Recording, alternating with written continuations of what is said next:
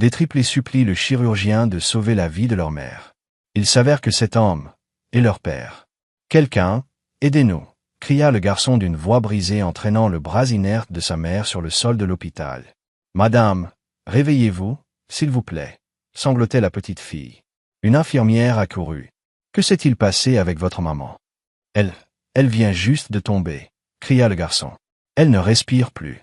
Écartez-vous, ordonna une voix grave. Un grand chirurgien noir entra d'un pas rapide, sa blouse encore à moitié boutonnée.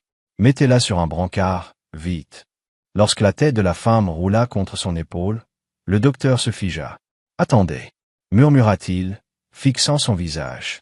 Je l'ai déjà vu quelque part. Quelques instants plus tôt, la pluie tombait sur Atlanta comme un rideau d'aiguilles argentées, inondant le parking de l'hôpital de reflets pâles.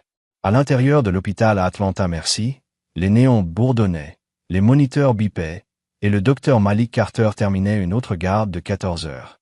Il retira ses gants, les yeux fatigués parcourant la fiche de son dernier patient. « Stable », murmura-t-il d'une voix rauque. « Docteur Carter, vous refaites encore une double garde », plaisanta l'infirmière Kaya, adossée à la porte. Il esquissa un demi-sourire. « Je rentre avant de commencer à opérer des fantômes. » Avant que Kaya ne puisse répondre, un vacarme éclata dans le hall. Des voix aiguës, désespérées. L'instinct de Malik prit le dessus. Il se précipita dans le couloir juste au moment où les portes automatiques s'ouvraient brusquement. 3 enfants trempés entrèrent en titubant.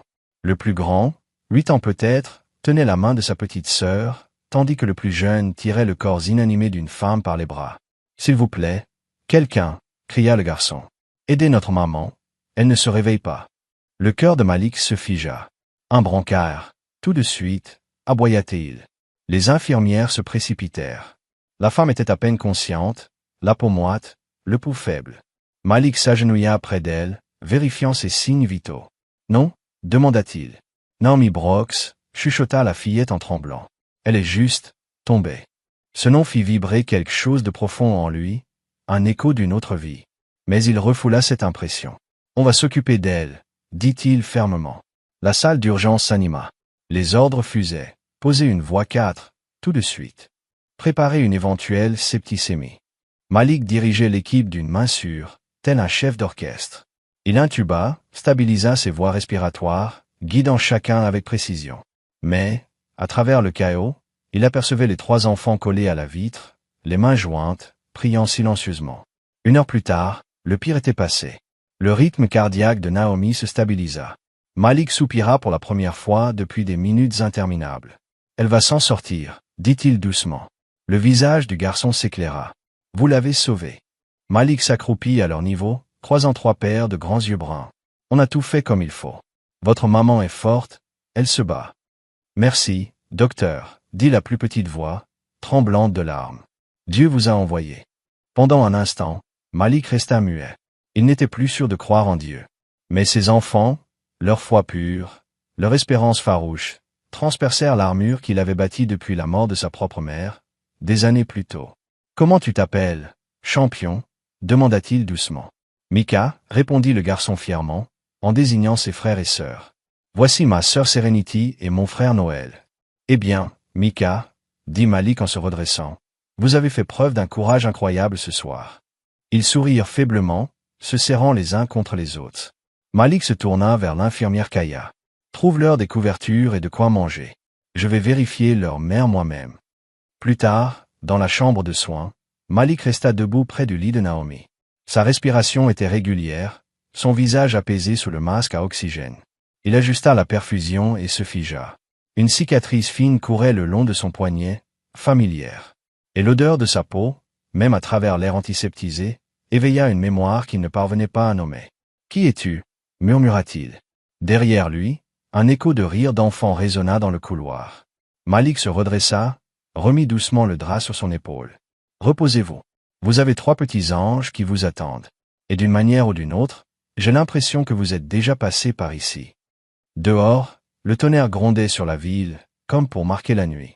2 mondes étaient en train de se croiser en silence. « Docteur, sa tension se stabilise », rapporta l'infirmière Kaya, tandis que le bip des moniteurs se faisait plus régulier. « Bien », répondit Malik en retirant ses gants, les mains légèrement tremblantes. « Maintenez les fluides, antibiotiques à large spectre, et surveiller son oxygène.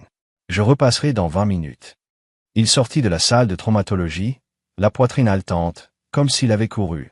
L'odeur métallique du sang s'accrochait encore à lui, mêlée à cette douceur subtile, le parfum de sa peau. Dans le couloir, les 3 enfants étaient blottis ensemble sur un canapé, enveloppés dans des couvertures bien trop grandes. Les cheveux de la petite fille collaient à son visage. Elle leva les yeux la première. « Docteur, est-ce que maman va mourir ?» Malik s'arrêta net. Puis il s'agenouilla devant eux. « Eh, regardez-moi. Votre maman est forte. Elle se bat très fort, d'accord? Je ne laisserai rien lui arriver. » Mika hocha la tête courageusement, mais des larmes coulaient sur ses joues. « On priait, dit-il. On a demandé à Jésus d'envoyer quelqu'un pour nous aider. Et vous êtes venu. » Malik cligna des yeux, la gorge serrée. Il n'avait pas l'habitude des enfants, surtout pas de ceux qui parlaient avec une foi si pure. « Eh bien, vos prières ont marché, répondit-il avec un léger sourire. C'est à moi de faire ma part maintenant. Noël, le plus jeune, renifla. On n'a plus personne, monsieur le docteur. Il n'y a que nous et maman. La poitrine de Malik se serra. Il tira une chaise et s'assit avec eux jusqu'à ce que leurs sanglots s'apaisent. D'accord, on va faire en sorte que votre maman se réveille. Mais d'abord, vous devez manger. Marché conclu. Ils acquiescèrent. Kaya arriva avec un plateau de sandwich et de jus. On dirait que quelqu'un a des fans, plaisanta-t-elle. Mika prit la nourriture avec soin, la distribuant d'abord à ses frères et sœurs avant de manger lui-même. Malik observa ce petit geste de maturité et sourit. Tu t'occupes d'eux, hein? Oui, monsieur. Maman dit que je suis l'homme de la maison. Cette phrase toucha Malik plus qu'il ne voulait l'admettre. Eh bien, d'un homme à un autre, tu t'es bien débrouillé ce soir. Des heures plus tard, l'urgence se calma. Malik resta devant la vitre, regardant la poitrine de Naomi se soulever doucement sous les draps. Son visage n'était plus livide, mais teinté d'un léger rose. La docteure Lena Harris, sa supérieure, s'approcha. « Ça va, Carter. » Il hocha lentement la tête. « Ouais, c'est juste, des enfants comme ça ne devraient pas errer seuls dans un hôpital la nuit. Ils ont dit qu'ils n'avaient personne. » Lena croisa les bras. « Les services sociaux seront prévenus demain matin. »« Je les ai déjà rappelés, » dit Malik. « Ils n'ont pas besoin d'un traumatisme supplémentaire maintenant. » Lena haussa un sourcil. « Tu deviens sentimental, Malik ?» Il poussa un soupir, les yeux toujours fixés sur Naomi. « Peut-être que je me souviens juste que je suis humain. » Quand la lumière du matin perça les fenêtres, Malik alla voir les enfants une dernière fois. Ils dormaient dans la salle d'attente, blottis les uns contre les autres sous une seule couverture. Le bras de Mika entourait ses frères et sœurs. Malik resta là, silencieux, longtemps. Quelque chose s'éveillait en lui, quelque chose qui n'avait rien à voir avec la médecine. Quelque chose de profond, de protecteur, d'inconnu. Derrière lui, une infirmière appela. « Docteur Carter, elle se réveille. » Malik se retourna aussitôt et se précipita dans le couloir, le cœur battant. Il arriva dans la chambre de Naomi au moment où ses paupières s'ouvraient. Son regard rencontra le sien, confus, hésitant, puis, dans un souffle rauque, elle murmura. « Toi, c'est toi. » Malik s'arrêta net. « Qu'avez-vous dit ?» Mais elle replongeait déjà dans le sommeil, le laissant debout, le souffle court, se demandant comment cet inconnu pouvait connaître son visage. Le doux bourdonnement du moniteur cardiaque emplissait la pièce. Le soleil du matin filtrait à travers les stores, dessinant des rayures pâles sur le lit. Naomi Brox remua, ses paupières papillonnant comme si elle luttait pour sortir d'un rêve. Le docteur Malik Carter était déjà là, adossé au rebord de la fenêtre, les bras croisés. Cela faisait 20 minutes qu'il observait ses constantes, incapable d'effacer l'impression que son visage appartenait à un souvenir enfoui. Doucement, dit-il, lorsqu'elle grimaça en essayant de se redresser. Vous sortez tout juste d'une opération. Sa gorge était sèche. Mais, mes enfants. Où sont mes enfants? Ils vont bien, répondit Malik rapidement. Ils sont restés ici toute la nuit. Ils n'ont pas voulu partir tant que je ne leur avais pas promis que vous alliez vous réveiller. Les lèvres de Naomi tremblèrent de soulagement. Dieu soit loué, murmura-t-elle. Puis, d'une voix cassée, elle demanda. Que s'est-il passé? Vous vous êtes effondré, expliqua Malik doucement. Infection sévère, forte fièvre, déshydratation. Mais vous avez tenu bon. Ses yeux tombèrent sur son badge, Dr Malik Carter, chirurgie traumatologique. Elle le fixa un instant, étudiant les traits de son visage, le calme de sa voix. Puis son souffle se coupa. Toi, c'est toi, répéta-t-elle, cette fois plus clairement. Malik fronça les sourcils. Vous avez dit ça cette nuit. Vous me connaissez? Naomi détourna le regard. J'ai dû être confuse. Les médicaments. Ils ont peut-être provoqué des hallucinations. Il la regarda attentivement, mais ne la pressa pas. Quelque chose dans sa voix lui disait qu'elle cachait plus que de la fatigue. La porte s'ouvrit soudain. 3 petites silhouettes entrèrent, emmitouflées dans leur couverture d'hôpital. Maman. Naomi ouvrit les bras, faible mais souriante, tandis que ses enfants se jetaient contre elle. Malik recula, leur laissant de l'espace. Il ne put s'empêcher de sourire en voyant la façon dont il s'accrochait à elle, répétant encore et encore. On a prié, et Dieu a répondu. Mika se tourna vers Malik. Merci, docteur. Vous l'avez sauvé. Malik s'agenouilla, son visage habituellement fermé s'adoucissant. Et, vous 3 aussi, vous l'avez sauvé. Vous avez eu le courage de l'amener ici. C'est vous les vrais héros. Naomi passa la main dans les cheveux de Mika. Dis encore merci.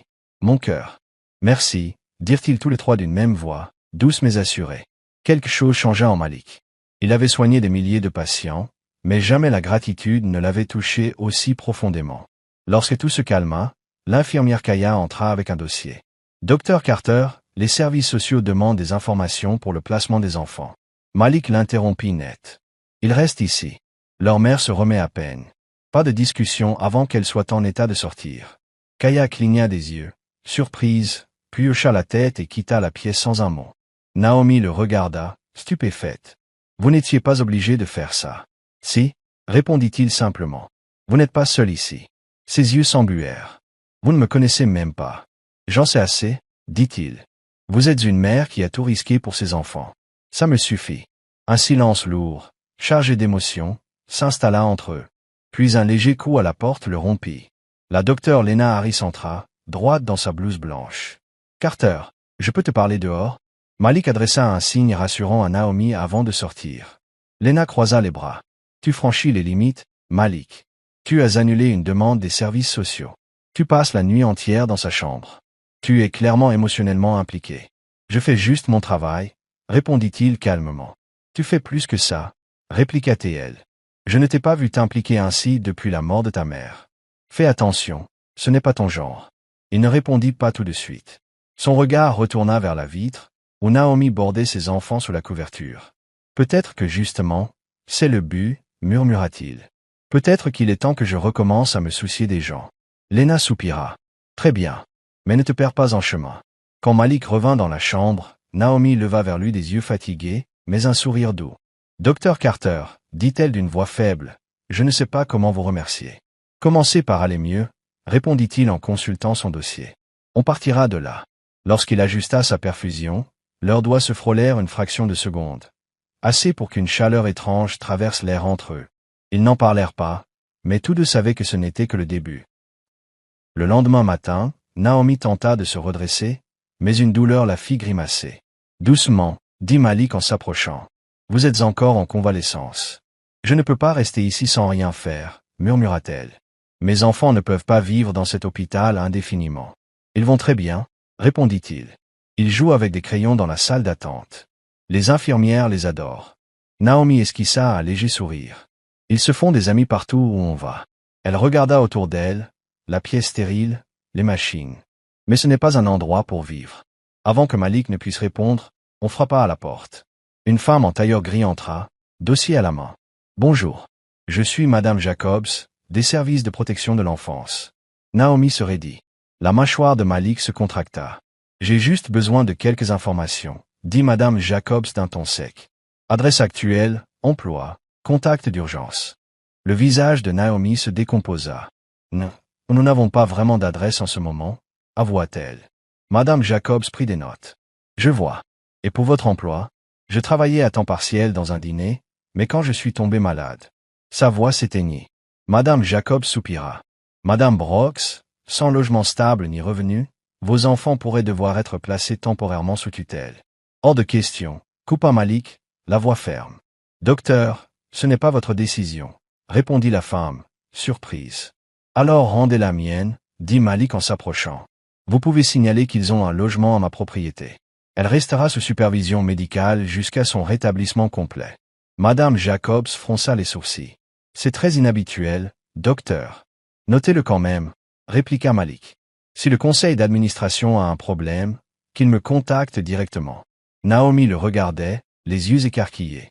Madame Jacobs pinça les lèvres, puis tourna les talons et sortit. Quand la porte se referma, Naomi murmura. « Pourquoi? Pourquoi feriez-vous ça pour moi? Vous ne me connaissez même pas. »« J'en sais assez, » répondit-il calmement. « Vous êtes une mère qui fait de son mieux. Et je ne laisserai pas le système briser votre famille à cause de quelques formulaires. » Ses yeux brillèrent de larmes. « Merci, » souffla-t-elle. Plus tard dans la journée, Malik déjeuna à la cafétéria avec Lena Harris, qui avait évidemment entendu la scène. « Tu ne peux pas contourner les services sociaux comme ça. Malik, » dit-elle sérieusement. « Qu'ils fassent leur rapport, » répondit-il sèchement. « Ces enfants ont besoin de leur mère, pas d'un foyer d'accueil. » Lena l'observa longuement. « Je ne dis pas que tu as tort.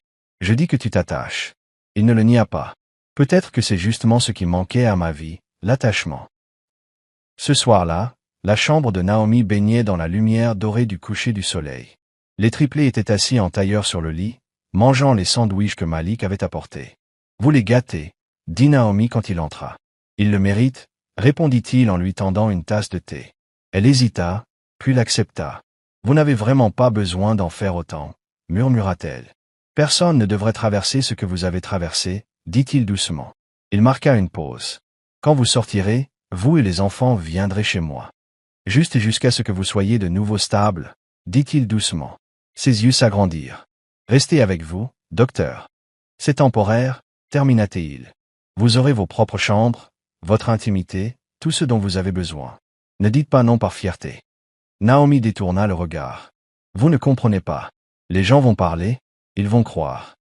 Qu'ils pensent ce qu'ils veulent, » coupa Malik calmement. « Moi, je connais mes intentions. » Un long silence s'installa, seulement rompu par les rires étouffés des triplés qui mangeaient leur sandwich. « D'accord, » finit par dire Naomi. « Juste le temps que je puisse me remettre sur pied. » Malik esquissa un léger sourire. « C'est tout ce que je demande. » Lorsqu'il quitta la chambre, Lena l'attendait dans le couloir, les bras croisés. « Tu viens de compliquer ta vie, » lança-t-elle. Le sourire de Malik ne faiblit pas. Peut-être que c'est le prix à payer pour faire ce qui est juste. À l'intérieur, Naomi le regarda s'éloigner, le cœur battant entre la gratitude et la confusion. Il y avait chez cet homme quelque chose de trop familier, trop bienveillant, trop lié. Elle murmura pour elle-même. Pourquoi ai-je l'impression de l'avoir déjà connu? 2 jours plus tard, Naomi reçut enfin son autorisation de sortie. Les triplés bondissaient dans tous les sens, explorant les couloirs de l'hôpital et saluant les infirmières comme de vieux amis. Malik les observait depuis le poste des infirmières, un sourire rare flottant sur ses lèvres. Il avait tout organisé, les médicaments, le transport, et même de la nourriture déjà prête à la maison. Quand Naomi tenta de protester, il l'arrêta d'un ton doux mais ferme. Aux portes de l'hôpital, il les conduisit jusqu'à son SUV. Ceinture, tout le monde. Pas de discussion, dit-il. Mika bomba le torse. Oui, monsieur. Je vais aider Serenity à boucler la sienne. Naomi le regarda dans le rétroviseur. Vous n'êtes pas obligé d'en faire autant, docteur Carter. Il répondit sans quitter la route des yeux. Appelez-moi Malik. Et je vous l'ai déjà dit, je ne fais pas ça pour paraître gentil. Vous et vos enfants avez besoin d'un endroit pour respirer. Le trajet à travers Atlanta se fit dans un calme ponctué des bavardages des enfants, fascinés par les gratte-ciel et les panneaux lumineux. Quand Malik tourna dans une allée bordée de grands chênes, Naomi retint son souffle. La maison qui se dressait au bout ressemblait à un rêve. Colonnes blanches, vaste porche, massif de fleurs colorées. « Monsieur, Malik, c'est votre maison ?» demanda-t-elle, stupéfaite. « Elle est trop grande pour une seule personne », répondit-il simplement. « Peut-être qu'avec un peu de vie, elle redeviendra un vrai foyer. » À l'intérieur, l'air sentait la cire et la vanille. Une femme d'âge mûr s'avança avec un sourire chaleureux. « Docteur Carter, vous ne m'aviez pas dit qu'on aurait des invités. »« Cynthia, voici Naomi Brooks et ses enfants. Mika, Noël et Serenity, » présenta Malik. « Ils resteront ici quelque temps. » Cynthia sourit davantage. « Comme ils sont adorables. Je vais préparer la suite d'amis. »« Juste une chambre, s'il vous plaît, » intervint Naomi rapidement. « Je préfère rester avec mes enfants. »« Comme vous voudrez, » répondit Cynthia avec bienveillance. Les triplés couraient déjà partout, leur rire résonnant contre le sol de marbre. « Maman, regarde, il y a un piano. Et un panier de basket dehors. » Malik rit. « Oui, il y a un petit terrain derrière. Vous jouez souvent ?» Noël hocha la tête avec un grand sourire. Naomi, un peu gênée, répondit. Ils adorent tout ce qui a rapport au sport.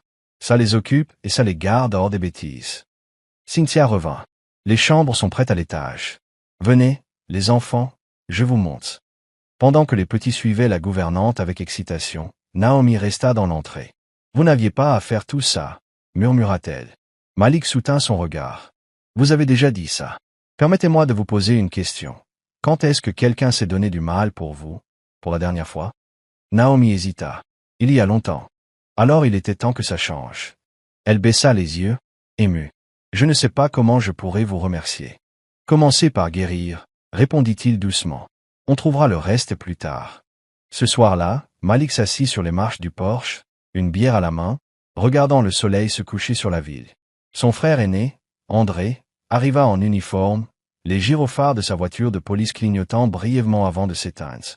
Alors, c'est la fameuse famille que tu as recueillie, dit-il en s'asseyant à côté de lui. Tu ramènes tes patients chez toi, maintenant. Malik esquissa un sourire. Juste cette fois. André le dévisagea. Tu es sûr que c'est une bonne idée? Les gens de l'hôpital parlent déjà. Qu'ils parlent, répondit Malik. Elle avait besoin d'aide. André soupira. Tu parles comme maman. Malik regarda le ciel s'assombrir. Et si ce n'était pas une mauvaise chose? À l'intérieur, Naomi rangeait les quelques vêtements des enfants. Maman, tu crois qu'on peut rester ici pour toujours? Demanda Serenity innocemment. Le cœur de Naomi se serra. Non, ma chérie. Juste le temps que maman retrouve un travail. On ne vit pas de la gentillesse des autres. Mais il est gentil, ajouta Mika. Il parle comme papa dans mes rêves. Naomi se figea. Qu'est-ce que tu as dit? Dans mes rêves, je vois un homme qui nous dit de ne pas pleurer quand on a peur. Sa voix ressemble à celle de Dr Malik. Les mains tremblantes, elle replia le dernier vêtement. Ce n'est qu'une coïncidence, mon cœur, dit-elle avec un sourire forcé. Allez, lavez-vous pour le dîner. Quand ils sortirent, Naomi resta assise un moment, la main sur la poitrine. Une coïncidence, répéta-t-elle à voix basse, sans réussir à calmer son souffle. Le dîner fut un joyeux désordre de rires, de verres renversés et d'histoires d'enfants. Cynthia avait préparé du poulet frit et des légumes verts. Les triplés engloutissaient tout. Malik observait, amusé. Je crois que je n'ai jamais vu quelqu'un manger autant ici. C'est normal, tu vis au café de l'hôpital et au bar protéiné, plaisanta Cynthia. Naomi rit, et ce rire fit vibrer quelque chose chez Malik, comme une mélodie oubliée. On dirait qu'ils ont redonné vie à cette maison, dit Cynthia en souriant à Naomi. Après le repas, Malik rejoignit les garçons qui jouaient au basket dehors, les manches retroussées. Montrez-moi ce que vous savez faire, les champions. Mika dribbla et marqua sous les acclamations. Pas mal pour un docteur, lança Naomi depuis les marches du porche, un sourire attendri aux lèvres. Plus tard, les enfants endormis, Naomi trouva Malik près de la piscine, une bière à la main. Ils se sont bien amusés, dit-elle doucement. Ce sont de super enfants, répondit-il. Elle le regarda longuement. Vous avez fait plus pour nous que quiconque. J'espère juste que les gens ne se feront pas de mauvaises idées. Qu'ils pensent ce qu'ils veulent, répondit Malik. Ma conscience est tranquille. Elle le scruta, hésitante. Pourquoi vous faites tout ça, vraiment? Il marqua un silence, puis dit calmement. Parce que quand j'ai vu vos enfants, je me suis vu moi, autrefois. Effrayé, priant pour que quelqu'un tienne assez à moi pour rester. La gorge de Naomi se serra. Vous ressemblez vraiment à quelqu'un que j'ai connu autrefois. Malik esquissa un sourire. Peut-être que je vous rappelle simplement ce que ça fait de se sentir en sécurité. Elle ne répondit pas, mais continua à le regarder, cette cicatrice près de sa mâchoire, celle qu'elle aurait juré avoir déjà caressée, des années plus tôt. Cette nuit-là, Naomi embrassa chacun de ses enfants. Maman, on peut prier pour Dr Malik aussi, murmura Mika. Elle sourit à travers les larmes. Oui, mon cœur. Prions pour qu'il reste toujours aussi bon. En bas, Malik restait seul, contemplant les reflets bleus de la piscine. Pour la première fois depuis des années, sa maison lui semblait enfin vivante. Le matin suivant, le soleil doré inondait la cuisine. Naomi préparait du porridge, tandis que Serenity mettait la table. L'air embaumait la cannelle et le beurre simple, chaleureux, nouveau. Malik apparut dans l'encadrement de la porte, encore en tenue d'hôpital, son stéthoscope autour du cou. « Tu es déjà debout, » dit-il. Naomi esquissa un léger sourire. Les mamans n'ont pas de jour de congé quand elles sont malades. Il s'appuya contre le cadre de la porte, les bras croisés. Tu sais que tu n'as pas besoin de cuisiner. Cynthia s'en occupe déjà. Elle en fait assez comme ça. Cuisiner me fait me sentir normal à nouveau, répondit Naomi. Mika entra en trottinant, un ballon de basket sous le bras. Bonjour, docteur Malik. Malik rit. Bonjour, champion. Prêt pour l'école? Mika cligna des yeux. L'école? On n'y va plus. Maman n'a pas pu payer. On s'en occupera plus tard. Mika, coupa Naomi. Mange d'abord. Le sourire de Malik s'effaça. Ils ne sont plus scolarisés? Les épaules de Naomi se raidirent. On déménage souvent. C'est compliqué. Il ne la pressa pas. Alors, on va rendre ça moins compliqué, dit-il doucement. Plus tard dans la journée, Malik modifia son emploi du temps pour ne travailler qu'une demi-journée. Quand il rentra l'après-midi, il trouva les triplés allongés sur le tapis du salon, entourés de livres de coloriage. Naomi, non loin, pliait du linge en fredonnant doucement. Il s'arrêta sur le seuil, observant la scène. Cela ressemblait à un souvenir. Paix, rire, foyer. Besoin d'un coup de main? Demanda-t-il. Noël leva les yeux et sourit. Tu peux colorier le mien. Il lui tendit un dessin crayonné d'une maison avec 4 bonshommes bâtons, 2 grands, 2 petits, et un chien. Malik s'accroupit à côté de lui. C'est joli, mon grand. C'est qui? C'est maman. Moi et Serenity, répondit Noël fièrement. Et ça, c'est toi. Malik cligna des yeux.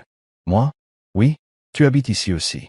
Naomi leva les yeux, un sourire un peu gêné.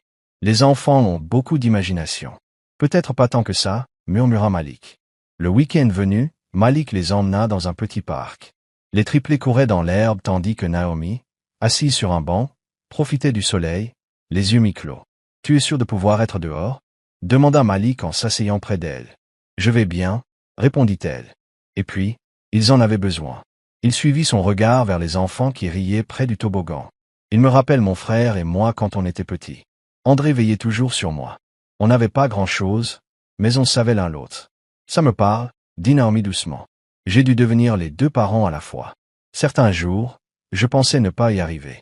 Tu y es arrivé, répondit Malik. Ce sont de bons enfants, intelligents, gentils. C'est ton mérite. Elle sourit, fière malgré elle. Peut-être. Mais parfois, je me demande si je leur ai assez donné. Tu leur as donné de l'amour. C'est plus que ce que beaucoup reçoivent. Un silence confortable s'installa, jusqu'à ce qu'un cri le brise. Maman. Docteur Malik. Regardez. Serenity était suspendue la tête en bas sur la structure de jeu, ses tresses volant dans tous les sens. Le cœur de Malik bondit. Serenity. Naomi poussa un cri. Il courut et la rattrapa juste avant qu'elle ne lâche prise. Elle atterrit dans ses bras, riant. Je volais. Malik expira fort, encore secoué. Tu viens de me faire perdre 10 ans, petite. Naomi arriva en courant, la main sur la poitrine. Seigneur, aie pitié. Ma fille. Tu veux me faire vieillir avant l'heure? Serenity rit. Docteur Malik m'a attrapé. Il est rapide. Naomi croisa son regard par-dessus la tête de l'enfant. Merci, murmura-t-elle. Il sourit. Toujours. Cette nuit-là, après que les enfants se furent endormis, Naomi trouva Malik dans son bureau, entouré de papiers. Sur quoi tu travailles? Il leva les yeux, un peu gêné. Des formulaires d'inscription. J'ai appelé une école à Chartres du coin. Ils ont de la place pour les 3. Ses yeux s'écarquillèrent. Tu n'étais pas obligé. Je voulais. Tu as dit qu'ils avaient besoin de stabilité. Laisse-moi t'aider à leur donner ça. Naomi s'assit lentement. Tu en fais trop. Ou peut-être que je n'en fais pas assez, répondit-il. Sa voix se radoucit. Tu es gentil, Malik. Mais la gentillesse comme la tienne, les gens attendent souvent quelque chose en retour. Il la regarda droit dans les yeux. Pas cette fois. Naomi détourna le regard, cachant les larmes qui montaient. Tu ne sais pas ce que ça représente pour moi. Alors dis-le-moi, dit-il doucement. Elle hésita, puis murmura. Pendant 8 ans, il n'y a eu que nous. Chaque propriétaire refusait de nous louer à cause des 3 enfants. Chaque travail voulait que je fasse les nuits, ce que je ne pouvais pas. J'ai cru que Dieu m'avait oublié. Le cœur de Malik se serra. Peut-être qu'il ne t'a pas oublié. Peut-être qu'il attendait juste que tu sois au bon endroit.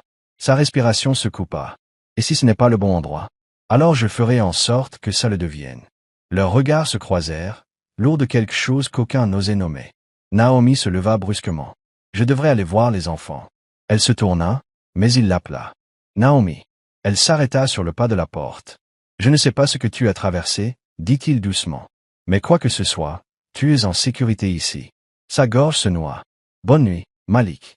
Il la regarda partir, le cœur battant. Il comprit qu'entre l'hôpital et cette maison, cette famille commençait aussi à le guérir. En haut, Naomi resta éveillée, écoutant la respiration paisible de ses enfants. Le clair de lune traversait les rideaux, dessinant des reflets argentés sur le sol. Elle jeta un œil à la fenêtre, vers le jardin où la lampe du bureau de Malik brillait encore. « En sécurité » murmura-t-elle. Il a dit « Nous sommes en sécurité ». Mais au fond d'elle, elle ne savait pas ce qu'elle craignait le plus, perdre cette sécurité, ou le sentiment qui venait avec. Le lundi matin, la cafétéria de l'hôpital Carter Memorial bourdonnait de rumeurs. Les infirmières chuchotaient à leur table chaque fois que le docteur Malik Carter passait. Ils sentaient leur regard. Pas besoin d'être devin pour deviner pourquoi. Tasha Green, responsable de l'administration et ex-fiancée de Malik, était assise dans un coin, remuant lentement son café. Ses ongles rouges tintaient contre la tasse pendant qu'elle le suivait du regard, son sourire sucré et venimeux. « Toujours aussi séduisant, docteur », lança-t-elle. Malik ne s'arrêta pas. « Bonjour, Tasha. » Elle eut un petit rictus. « On dit que tu joues les héros, ces temps-ci. Soigner des patients, jouer au papa avec une mère célibataire et ses enfants, quel homme charitable. » Il s'immobilisa une seconde avant de se retourner, le regard froid. « Fais attention, Tasha. Les rumeurs circulent vite. Les procès aussi. » Elle leva les mains, faussement innocente. « Je dis juste que les gens parlent. Ce serait dommage que ta réputation en pâtisse à cause d'une décision personnelle. Alors ne sois pas celle qui parle, » répondit-il avant de partir. Derrière lui, le sourire de Tasha s'effaça, remplacé par une moue amère. « Tu n'es pas aussi intouchable que tu le crois. » Malik, marmonna-t-elle. Pendant ce temps, Naomi était à la maison, pliant du linge tandis que les triplés faisaient leurs devoirs autour d'elle. Elle leur donnait des cours à l'aide de nouveaux manuels, des vrais, que Malik avait achetés. Serenity leva la tête de sa feuille de maths. « Maman, est-ce que Dr Malik est notre ami maintenant ?» Naomi sourit doucement. « Oui, ma chérie. C'est notre ami. Alors pourquoi tu souris pas vrai quand tu dis ça ?» demanda la petite, sincère. Naomi cligna des yeux, surprise. « Qu'est-ce qui te fait dire ça ?» Mika répondit à sa place. « Parce que t'as toujours l'air de vouloir pleurer quand il te parle gentiment. » Naomi rit faiblement. « Vous trois, vous regardez trop de choses. » Avant qu'elle ne puisse ajouter un mot, la sonnette retentit. Elle pensa que Malik était peut-être rentré plus tôt, mais lorsqu'elle ouvrit la porte, elle se retrouva face à une grande femme vêtue d'une jupe crayon et de talons. « Tasha Green, je peux vous aider ?» demanda Naomi prudemment. Le sourire de Tasha ne monta pas jusqu'à ses yeux. « Vous devez être Mademoiselle Brooks. Je suis Tasha, administratrice de l'hôpital et fiancée du docteur Carter. » Naomi cligna des yeux. « Ça quoi ?» Tasha entra sans y être invitée, balayant du regard le salon élégamment rangé. « Enfin, ex-fiancée, techniquement. Mais nous sommes encore proches, » dit-elle avec une douceur teintée de tranchant. « Je suis juste venue m'assurer que vous compreniez bien la situation. »« Je ne crois pas que ce soit le cas, » répondit lentement Naomi. Le visage de Tasha se durcit. « Malik a bon cœur. Trop bon. Il ramène toujours les âmes perdues à la maison. Les gens dont il a pitié. Mais ne vous méprenez pas, ma chère. Il n'est pas votre sauveur. Vous et vos enfants, vous êtes ici en invité. Temporaire. » La colonne vertébrale de Naomi se redressa. « Vous avez du culot, venir dans la maison d'une autre femme pour dire ça. Ce n'est pas votre maison, » répliqua Tasha avec calme. « C'est la sienne. Ne confondez pas gentillesse et engagement. » Naomi fit un pas en avant, la voix basse mais ferme. « Vous pouvez partir maintenant. » Un instant, Tasha hésita. Le regard de Naomi n'était plus le même. Fort, inébranlable. Puis elle esquissa un sourire narquois. « Ne dites pas que je ne vous avais pas prévenu. » Elle se retourna et quitta la maison. Ce soir-là, Malik rentra dans un silence glacial. Les enfants étaient déjà couchés. Naomi était assise sur le canapé, fixant le linge plié qui n'avait pas été rangé. « Longue journée ?» demanda-t-il en posant ses clés. Elle ne répondit pas. « Naomi ?» Enfin, elle leva les yeux. « Ton ex-fiancée est passée aujourd'hui. » Il se figea. « Tasha, elle est venue ici ?»« Oui. Elle a dit qu'elle voulait prendre de mes nouvelles, » répondit Naomi d'une voix tendue. « Mais en réalité, elle voulait juste me rappeler que je n'ai pas ma place ici. » La mâchoire de Malik se contracta. Elle n'avait aucun droit. Elle a dit que tu ramenais les gens chez toi par pitié. Que tout ça, c'était juste de la charité. Il fit un pas vers elle. « Tu crois ça ?»« Je ne sais plus quoi croire, Malik. » Éclata-t-elle. « Tu es ce médecin parfait, cet homme qui a tout. Et moi je suis juste une femme que tu as secourue dans un couloir d'hôpital. Pourquoi tu ne veux ici ? » « Non, Il la fixa, la douleur traversant son regard. Parce que je tiens à vous. Parce que ces enfants méritent une vie sans peur. Parce que quand je te regarde, je vois une femme qui s'est battue plus fort que quiconque que j'ai jamais connu. Sa voix s'adoucit. Mais tu ne me connais même pas. Il soupira, la voix basse. Peut-être que j'essaie justement de te connaître. Le silence devint lourd entre eux.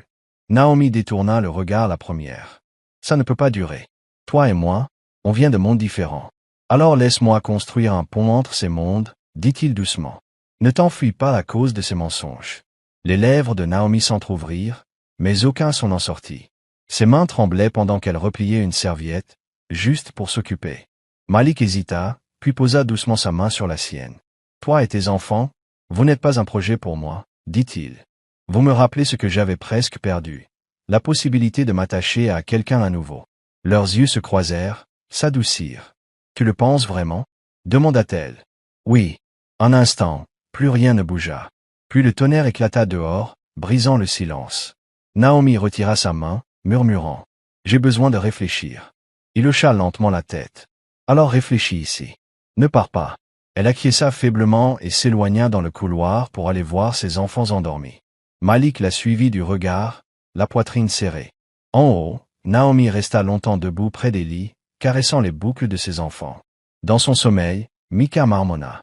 Maman, on est en sécurité, hein? Elle regarda la porte, où l'ombre de Malik s'étirait sur le sol. Oui, mon cœur, murmura-t-elle. Pour l'instant. En bas, le téléphone de Malik vibra. Un message de Lena Harris. Tasha a déposé une plainte officielle pour faute éthique. Prépare-toi aux conséquences. Il fixa l'écran, la mâchoire serrée. Très bien, si c'est comme ça que tu veux jouer, murmura-t-il. Dehors, la pluie martelait les vitres, comme pour annoncer la tempête à venir dans leur vie.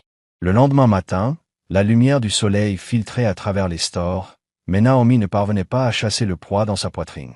Elle n'avait presque pas dormi. La visite de Tasha, les paroles de Malik, et cette tension étrange entretournaient en boucle dans sa tête. En bas, Malik était déjà prêt pour le travail, un café à la main. Sa cravate était un peu de travers, des cernes marquaient ses yeux. Il n'avait pas beaucoup dormi non plus. Bonjour, lança-t-il. Bonjour, répondit doucement Naomi, en tressant les cheveux de Serenity. Ça va? Demanda-t-il. C'est plutôt à moi de te poser la question, dit-elle sans le regarder. Tu as l'air d'avoir combattu un ours pendant ton sommeil. Il eut un rire faible. Tu n'es pas loin de la vérité. Leurs regards se croisèrent un peu trop longtemps, jusqu'à ce que Mika dévale les escaliers avec son sac à dos. Docteur Malik, devine quoi? On commence l'école lundi. Naomi cligna des yeux. Déjà? Malik sourit. Oui, tout est prêt. Ils vont t'adorer. Naomi ravala le nœud dans sa gorge. Merci. Pour tout. Il hocha la tête. Ce n'est rien. Mais ses yeux disaient le contraire. Plus tard, pendant que Malik était à l'hôpital, Naomi alla laver les uniformes dans la buanderie. En fouillant dans son panier pour prendre une serviette, un petit carnet noir tomba. Elle s'arrêta net. Les initiales, MC, y étaient gravées en lettres dorées. Elle hésita, puis l'ouvrit pour ramasser un papier plié coincé à l'intérieur. Ce n'étaient pas des notes médicales. C'était une photo, ancienne, un peu fanée. La main de Naomi trembla. Sur la photo, Malik, plus jeune, torse nu sur une plage, le bras passé autour d'une femme dont le visage était à moitié tourné. Son visage. Elle étouffa un cri, presque en lâchant la photo. Les boucles, le sourire. C'était elle. Ou quelqu'un qui lui ressemblait étrangement. Le papier glissa au sol, révélant un détail à peine visible. Le tatouage de Malik, dépassant légèrement sur la photo, le même qu'elle avait aperçu la nuit où il était sorti de la douche. Son souffle se coupa. Non, c'est impossible. Quand Malik rentra ce soir-là, Naomi faisait les 100 pas dans le salon, la photo serrée dans sa main. Les triplés riaient à l'étage, insouciants devant leurs dessins animés. Naomi? Demanda Malik prudemment. Ça va? Elle se retourna brusquement. D'où vient ça? Il se figea en voyant la photo. Où est-ce que tu as? Ne détourne pas la question, coupa-t-elle. Cette photo, c'est moi, n'est-ce pas? Malik déglutit difficilement. Naomi, s'il te plaît, laisse-moi t'expliquer.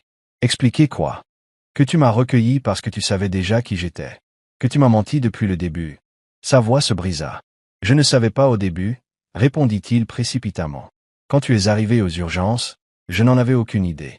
Ce n'est que plus tard, la cicatrice sur ton poignet, le son de ta voix, que tout a commencé à s'aligner. Je n'en étais pas sûr, jusqu'à ce que tu voies mes enfants, dit-elle en interrompant, les larmes coulant sur ses joues, et que tu réalises qu'ils te ressemblent. Silence. Il ne n'y a pas. Naomi sentit ses jambes fléchir. Mon Dieu, murmura-t-elle. Malik fit un pas vers elle, désespéré. Naomi, cette nuit-là, il y a des années, à Atlanta, je ne savais même pas ton nom. Nous étions jeunes, insouciants, à cette soirée de bienfaisance médicale. Tu avais disparu le lendemain matin. Je t'ai cherché pendant des mois. Elle le fixa, le cœur battant à tout rompre. Tu m'as cherché. Oui, mais ton numéro était faux. L'hôtel a dit que tu avais quitté ta chambre. J'ai fini par croire que j'avais rêvé toute cette histoire. Et puis tu es apparu cette nuit-là, dans mon service des urgences. Il expira difficilement. C'était comme si Dieu me rendait une pièce manquante. Naomi recula. Ne dis pas ça. Ne romantise pas ce qui s'est passé. Il secoua la tête. Je ne le fais pas. Je veux juste dire que, pour moi, ce n'était pas qu'une seule nuit. La voix de Naomi trembla. Tu crois que j'ai voulu être mère célibataire? Que j'ai choisi de cacher la vérité? J'avais honte, Malik. Je ne connaissais même pas ton nom de famille. Et quand j'ai découvert que j'étais enceinte, je me suis juré que mes enfants n'auraient jamais besoin de l'homme qui m'avait laissé. Il sembla anéanti. Je ne t'ai pas laissé. Ses larmes redoublèrent. Alors pourquoi j'ai l'impression que si? En haut, un petit bruit résonna dans l'escalier. Serenity se tenait là, serrant son lapin en peluche, les yeux grands ouverts. Maman, pourquoi tu pleures? Naomi essuya vite ses joues. Remonte, ma puce. Mais la petite ne bougea pas. Le docteur Malik a l'air triste aussi. Malik s'accroupit. Eh, ma chérie, tout va bien. On discute juste. Elle fronça les sourcils. Maman a des ennuis. Non, bébé, chuchota Naomi, la voix tremblante. Maman vient juste d'apprendre quelque chose d'important. Mika apparut derrière sa sœur, tenant la main de Noël. C'est à propos de nous. Naomi se figea. Malik leva lentement les yeux vers elle. Oui, dit-elle enfin, en s'agenouillant près d'eux. C'est à propos de vous trois. Mika inclina la tête. Qu'est-ce qu'il y a à propos de nous? La voix de Malik fut douce, mais assurée. C'est à propos de vos origines. La vérité, c'est que... Il hésita, cherchant l'accord de Naomi. Elle ne l'arrêta pas. La vérité, c'est que je suis votre père. Un silence total envahit la maison. Les enfants le fixèrent, sans ciller. Puis Serenity murmura. Tu veux dire, notre vrai papa? Malik hocha la tête, les yeux brillants de larmes. Oui, ma chérie. Alors, c'est pour ça qu'on te ressemble, dit Noël, écarquillant les yeux. Naomi porta une main à sa bouche, le cœur à la fois brisé et apaisé. Mika fit un pas en avant. Tu ne mens pas. Non, fiston. Jamais je ne mentirai là-dessus. La lèvre du garçon trembla, puis il courut soudain dans les bras de Malik. Je le savais. Je savais que t'étais notre papa. Serenity le rejoignit. Puis Noël. Tous trois l'entourèrent, serrés contre lui dans un même élan. Les mains de Malik tremblaient alors qu'il les étreignait, murmurant. Je suis tellement désolé de ne pas avoir été là. Naomi se détourna, les larmes coulant en silence. Quand les enfants furent enfin couchés, Malik s'approcha doucement. Dis quelque chose. N'importe quoi. Sa voix, calme et brûlante, répondit. Je ne sais pas si je dois te haïr ou remercier Dieu de t'avoir ramené. Il hocha lentement la tête. J'accepterai les deux, tant que j'ai une chance de réparer les choses. Naomi le regarda longuement. Réparer, ça prend du temps, Malik. N'attends pas de moi que j'oublie toutes ces années seul. Je n'oublierai pas, dit-il doucement. Mais je ne partirai plus. Elle se détourna, s'agrippant au dossier du canapé, submergée par un mélange de colère, de soulagement et d'un sentiment dangereux, tout proche de l'amour. Dehors, le vent nocturne soufflait dans le jardin, faisant vibrer les vitres. En haut, trois enfants dormaient paisiblement, inconscients que la vérité qui les unissait venait aussi d'ébranler leur monde. Et en bas, deux âmes se tenaient à quelques centimètres l'une de l'autre, réalisant que le destin venait de réécrire le reste de leur histoire. Le lendemain matin, Malik se tenait devant le miroir, ajustant sa cravate d'une main tremblante. Toute la nuit, il avait repassé les mots de Naomi, ses larmes, sa colère, et cette phrase. Réparer, ça prend du temps. Il s'était juré d'attendre aussi longtemps qu'il le faudrait. Mais le destin en avait décidé autrement. Son téléphone vibra. Un message du conseil de l'hôpital. Réunion disciplinaire d'urgence aujourd'hui, à 15 heures. Présence obligatoire. Le cœur de Malik se serra. Il n'avait pas besoin de deviner qui était derrière tout ça. Tasha. Il soupira, attrapa son manteau et descendit. Naomi était déjà dans la cuisine, préparant le petit déjeuner. Les triplés riaient à table, mangeant des céréales comme si la veille n'avait rien bouleversé. Leurs regards se croisèrent. L'air devint lourd, fragile. « Bonjour, » dit doucement Malik. « Bonjour, » répondit-elle, d'une voix basse. Mika s'illumina. « Bonjour, papa. » Malik se figea. La cuillère de Naomi tomba sur le comptoir. « Mika, » dit-elle rapidement. « Non. » Mais Malik s'accroupit près de son fils, souriant doucement. « C'est d'accord. Tu peux m'appeler comme ça, si tu veux. » Le garçon sourit. « Cool. » Serenity rit. « Moi aussi, papa. » Naomi déglutit difficilement, les émotions lui serrant la gorge. Elle se détourna avant que les larmes ne reviennent. « Naomi, » dit Malik d'une voix douce. « J'ai une réunion tout à l'heure à l'hôpital. Ça risque d'être compliqué. » « Compliqué comment? » « Quelqu'un a déposé une plainte éthique contre moi, parce que je t'ai hébergé ici. » Ses yeux s'agrandirent. « C'est cette femme, n'est-ce pas? » Il ne répondit pas, mais son silence suffisait. À 15 heures précises, Malik s'assit face à 5 membres du conseil dans la salle de conférence de l'hôpital.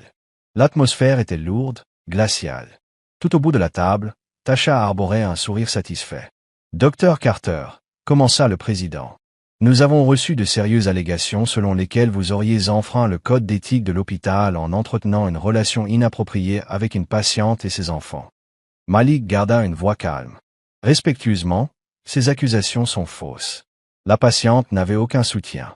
Ses enfants étaient sans abri. Je lui ai offert un abri temporaire pendant sa convalescence. Rien d'inapproprié n'a eu lieu. » Tasha se pencha en avant, faussement compatissante. « Avec tout le respect, Malik, vous vivez sous le même toit qu'elle. Vous ne pouvez pas vraiment nous faire croire qu'il ne se passe rien. » Il tourna la tête vers elle, posément. « Si vous insinuez quelque chose, Tasha, dites-le clairement. Sinon, ça ressemble plutôt à une affaire personnelle. » Le président tout sauta. « Docteur Green, évitez toute spéculation. » Tasha eut un petit sourire moqueur. « Très bien. Mais quand ce scandale éclatera dans la presse, ne dites pas que je ne vous avais pas prévenu. » Les poings de Malik se crispèrent sous la table. « Vous voulez parler d'éthique? Alors parlons de la fuite d'informations confidentielles au personnel, de rumeurs et de visites non autorisées au domicile d'une patiente. » Un murmure parcourut la salle.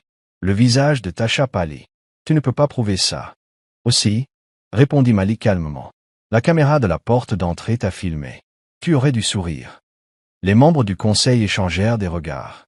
Le président conclut enfin. « Docteur Green, veuillez sortir le temps de notre délibération. » Tasha se leva, le visage rouge, et quitta la pièce furieuse. Ce soir-là, Malik rentra chez lui, épuisé. Naomi l'attendait dans le salon, l'inquiétude dessinée sur son visage. « Que s'est-il passé ?» demanda-t-elle. « Ils l'ont suspendue, elle, au lieu de moi, » répondit-il en se frottant le front. « Mais tout l'hôpital chuchote. Certains pensent que j'ai franchi les limites. Je risque d'être mis sous enquête. »« Je suis désolé, » dit Naomi, la voix pleine de culpabilité.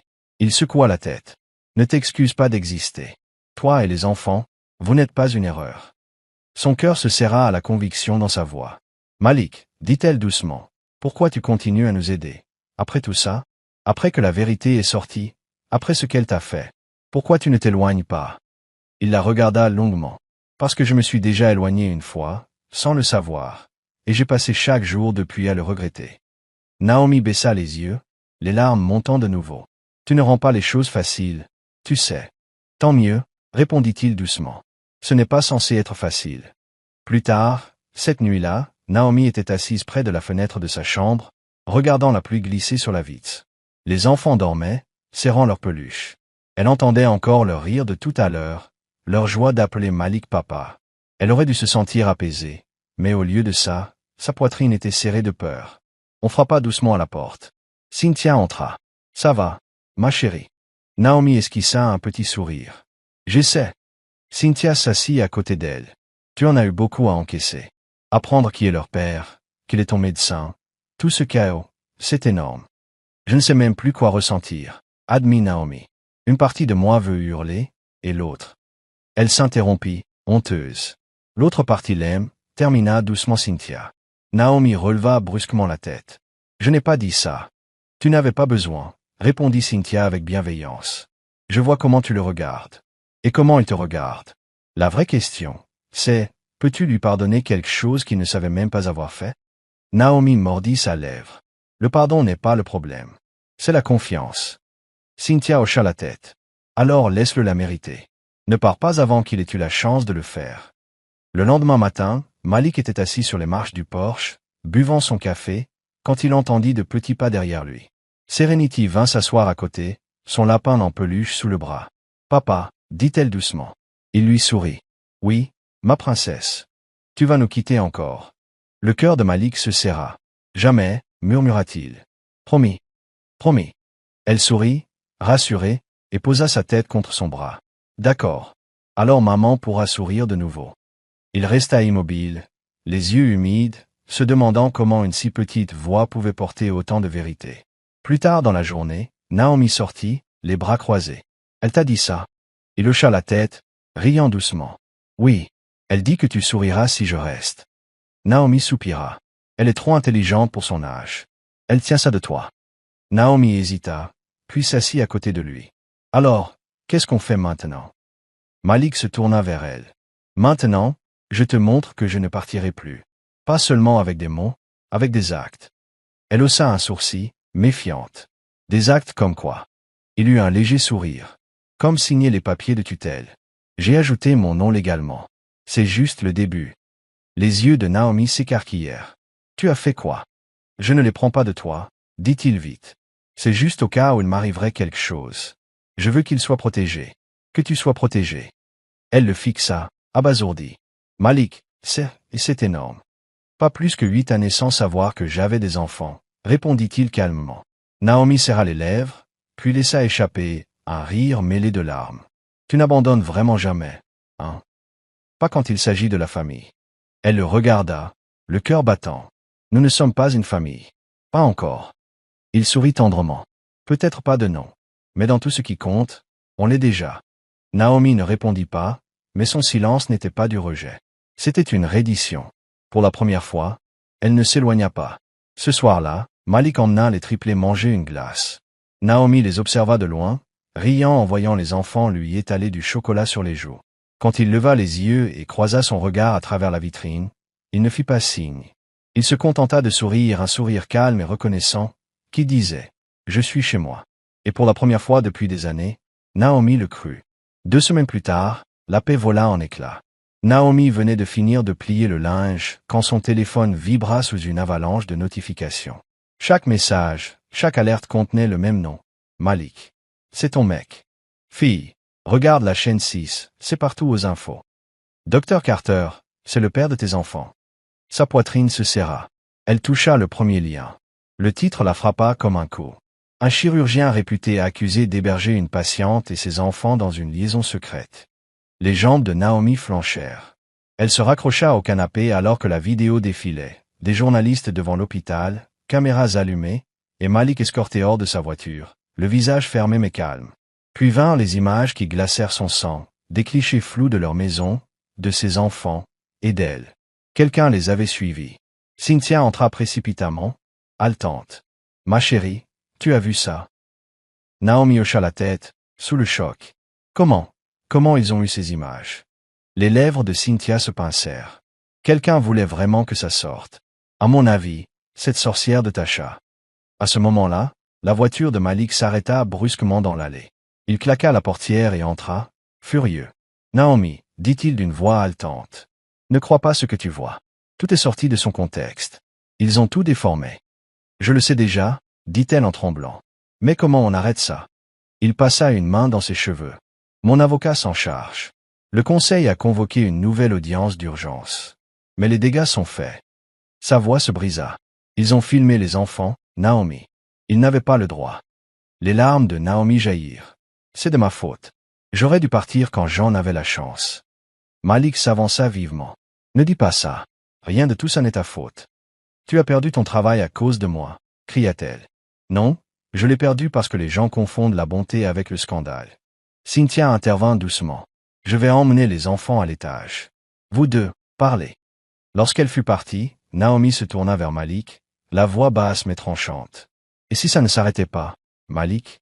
S'il s'acharnait encore plus?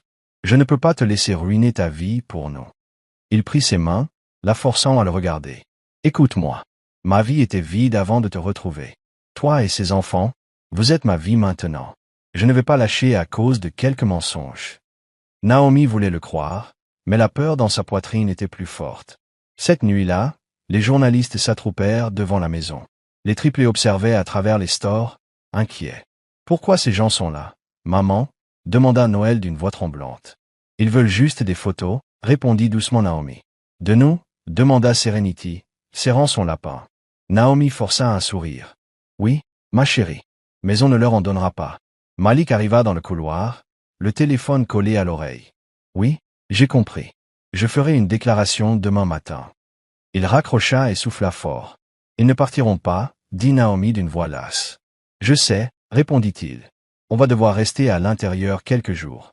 Mon équipe RP prépare une contre-interview. Seulement la vérité, dit Naomi en croisant les bras. Et que se passe-t-il quand la vérité ne suffit pas? Demanda-t-elle. Malik fit une pause. Alors, on se bat plus fort, répondit-il. Le lendemain matin, Malik se tenait devant les caméras, entouré de son avocat. Naomi regardait depuis le salon, les enfants silencieux à ses côtés. J'ai accueilli Madame Brooks et ses enfants chez moi après qu'ils se soient retrouvés sans abri, déclara-t-il fermement.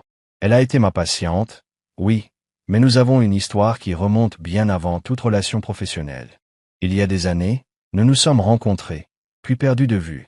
Ce que j'ai découvert récemment, c'est que ces enfants sont aussi les miens. Un murmure parcourut les journalistes. Les flashs éclatèrent comme des éclairs. Naomi eut le souffle coupé. Il n'avait jamais prévu de révéler cela publiquement. Malik poursuivit, la voix stable. Je ne les ai pas cachés. Je les protégeais. Tous parents auraient fait la même chose. Un reporter cria. Donc vous admettez avoir une famille secrète? Malik serra la mâchoire. J'admets avoir une famille. Pas secrète, simplement une famille que je ne savais pas avoir.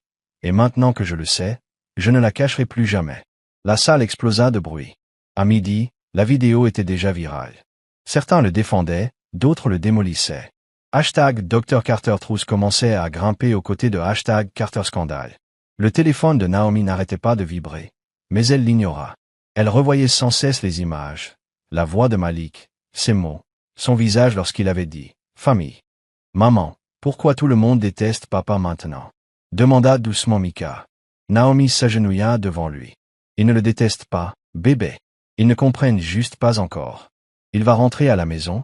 murmura Serenity. « Oui, » répondit Naomi, même si sa voix tremblait. « Il rentre toujours. » Quand Malik rentra enfin ce soir-là, épuisé, Naomi l'attendait à la porte. « Tu n'aurais pas dû leur dire, » dit-elle doucement. « Je devais le faire, » répondit-il. Ils inventaient déjà des histoires. Je voulais dire la vérité avant qu'elle soit déformée. Mais c'est notre vie, Malik. Mes enfants, tu viens de faire de nous des cibles. Il baissa les yeux, la culpabilité traversant son regard. Je sais. Je vais te protéger, Naomi. Je te le jure. Tu peux nous protéger du monde? Répliqua-t-elle amèrement. Il s'approcha d'elle, sa voix basse. Non, mais je peux rester à tes côtés pendant qu'il brûle. Ses lèvres s'entr'ouvrirent, mais aucun mot n'en sortit. 2 jours plus tard, le conseil de l'hôpital appela de nouveau. Cette fois, non pour une révision, mais pour sa démission. Malik signa les papiers en silence. Sa réputation finirait par se rétablir, mais sa licence était suspendue, en attente d'enquête. Ce soir-là, il rentra à la maison. Naomi préparait les boîtes à repas des enfants. « Tu n'as pas à faire semblant que tout est normal, » dit-il. « J'essaie, » répondit-elle sans lever les yeux. « Naomi. » Elle se retourna brusquement, les larmes aux yeux. « Tu ne peux pas continuer à tout perdre à cause de moi. » Il s'avança et saisit ses épaules. « Arrête de dire ça. Je n'ai rien perdu de précieux. Toi et les enfants, vous valez tout. » Elle secoua la tête, en pleurs. « Tu n'as plus de travail. Ton nom est sali. Des reporters campent dehors chaque jour. Et tout ça, c'est à cause de moi. » « Non, » répondit-il doucement. « C'est parce que j'ai dit la vérité. Parce que j'ai enfin fait ce que j'aurais dû faire il y a 8 ans. » Naomi couvrit son visage de ses mains, sanglotant. « Je ne mérite pas ce genre de loyauté. » Malik prit doucement ses mains. « Alors laisse-moi décider qui la mérite. » Un long silence s'installa. « Qu'est-ce qu'on fait maintenant ?» murmura-t-elle. Il esquissa un léger sourire. « On reconstruit. Ensemble. » Cette nuit-là, Malik s'assit dehors, près de la piscine, regardant son reflet dans l'eau sombre. Naomi le rejoignit, une couverture sur les épaules. Tu te souviens quand tu as dit que tu rendrais cette maison vivante à nouveau? Demanda-t-elle. Il hocha la tête. Oui, tu l'as fait. Elle sourit faiblement. Même si ça a amené le chaos. Il rit doucement. Chaque seconde en valait la peine. Elle hésita, puis dit. Je ne sais pas si je peux tout oublier, Malik. Mais je commence à croire que tu es sincère. Je le suis, répondit-il. Je passerai le reste de ma vie à te le prouver. Naomi le regarda, les yeux brillants. Alors peut-être qu'on recommence. Plus de secrets, plus de mensonges. Il prit sa main, entrelaçant ses doigts aux siens. Plus de cachettes. À l'intérieur, on entendait les rires étouffés des triplés endormis. Naomi posa sa tête sur l'épaule de Malik, et pour la première fois depuis longtemps, une paix fragile, mais réelle, s'installa entre eux. Dehors, les caméras clignotaient encore, les rumeurs continuaient. Mais à l'intérieur, sous le murmure de la pluie et le souffle du pardon, une famille commençait enfin à prendre racine. La pluie revint sur Atlanta, battant le toit de la maison de Malik, désormais leur maison. Quelques jours de calme avaient suivi la tempête médiatique. Les reporters s'étaient lassés, Internet s'était trouvé une nouvelle cible. Mais à l'intérieur, le silence semblait encore plus lourd. Naomi fixait la pluie par la fenêtre de la cuisine. Les triplés étaient à l'école, remplacés par le tic-tac monotone de l'horloge. Malik, assis à la table, fixait une tasse de café intacte, parcourant des messages sans compassion ni opportunité. Un nouveau mail apparut. Nous regrettons de vous informer que, compte tenu de l'enquête en cours, nous ne pouvons pas examiner votre candidature pour le moment. Il souffla par le nez, la mâchoire serrée. C'est le 5e hôpital cette semaine. Naomi se tourna. Tu en trouveras un autre. Pas avant que le conseil blanchisse mon nom, répondit-il calmement. Et ça peut prendre des mois. Alors on tiendra des mois, dit-elle d'un ton ferme. Malik leva les yeux vers elle. Tu dis toujours on, comme si tu me devais quelque chose. Elle croisa les bras. Peut-être que oui. Non, répondit-il. Tu ne me dois rien. Tu as déjà trop perdu à cause de moi. Naomi s'approcha, plus douce. Tu ne m'as rien fait perdre, Malik. Tu m'as donné quelque chose que je pensais ne plus jamais avoir. De la stabilité, de la sécurité, de l'espoir. Il prit sa main, traçant des cercles du bout du pouce. Et l'amour? Elle eut le souffle coupé, silencieuse un instant. L'amour prend du temps. Il sourit faiblement. Alors j'attendrai. Plus tard cet après-midi-là, Malik rencontra Lena Harris dans un petit dîner du centre-ville. L'une des rares alliées qu'il lui restait à l'hôpital.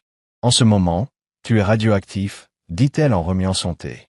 Personne ne veut engager un chirurgien sous enquête, même si les accusations sont absurdes. Je m'en doutais, répondit Malik. Mais je ne peux pas rester sans rien faire. Il faut que je travaille, Lena, pour ma santé mentale, au moins. Alors vise plus petit, dit-elle. Des cliniques privées, des centres communautaires, des programmes d'aide. Tu n'as pas besoin de prestige. Tu as besoin d'un but. Il hocha lentement la tête. Tu tiens peut-être quelque chose, murmura-t-il. Lena se pencha vers lui.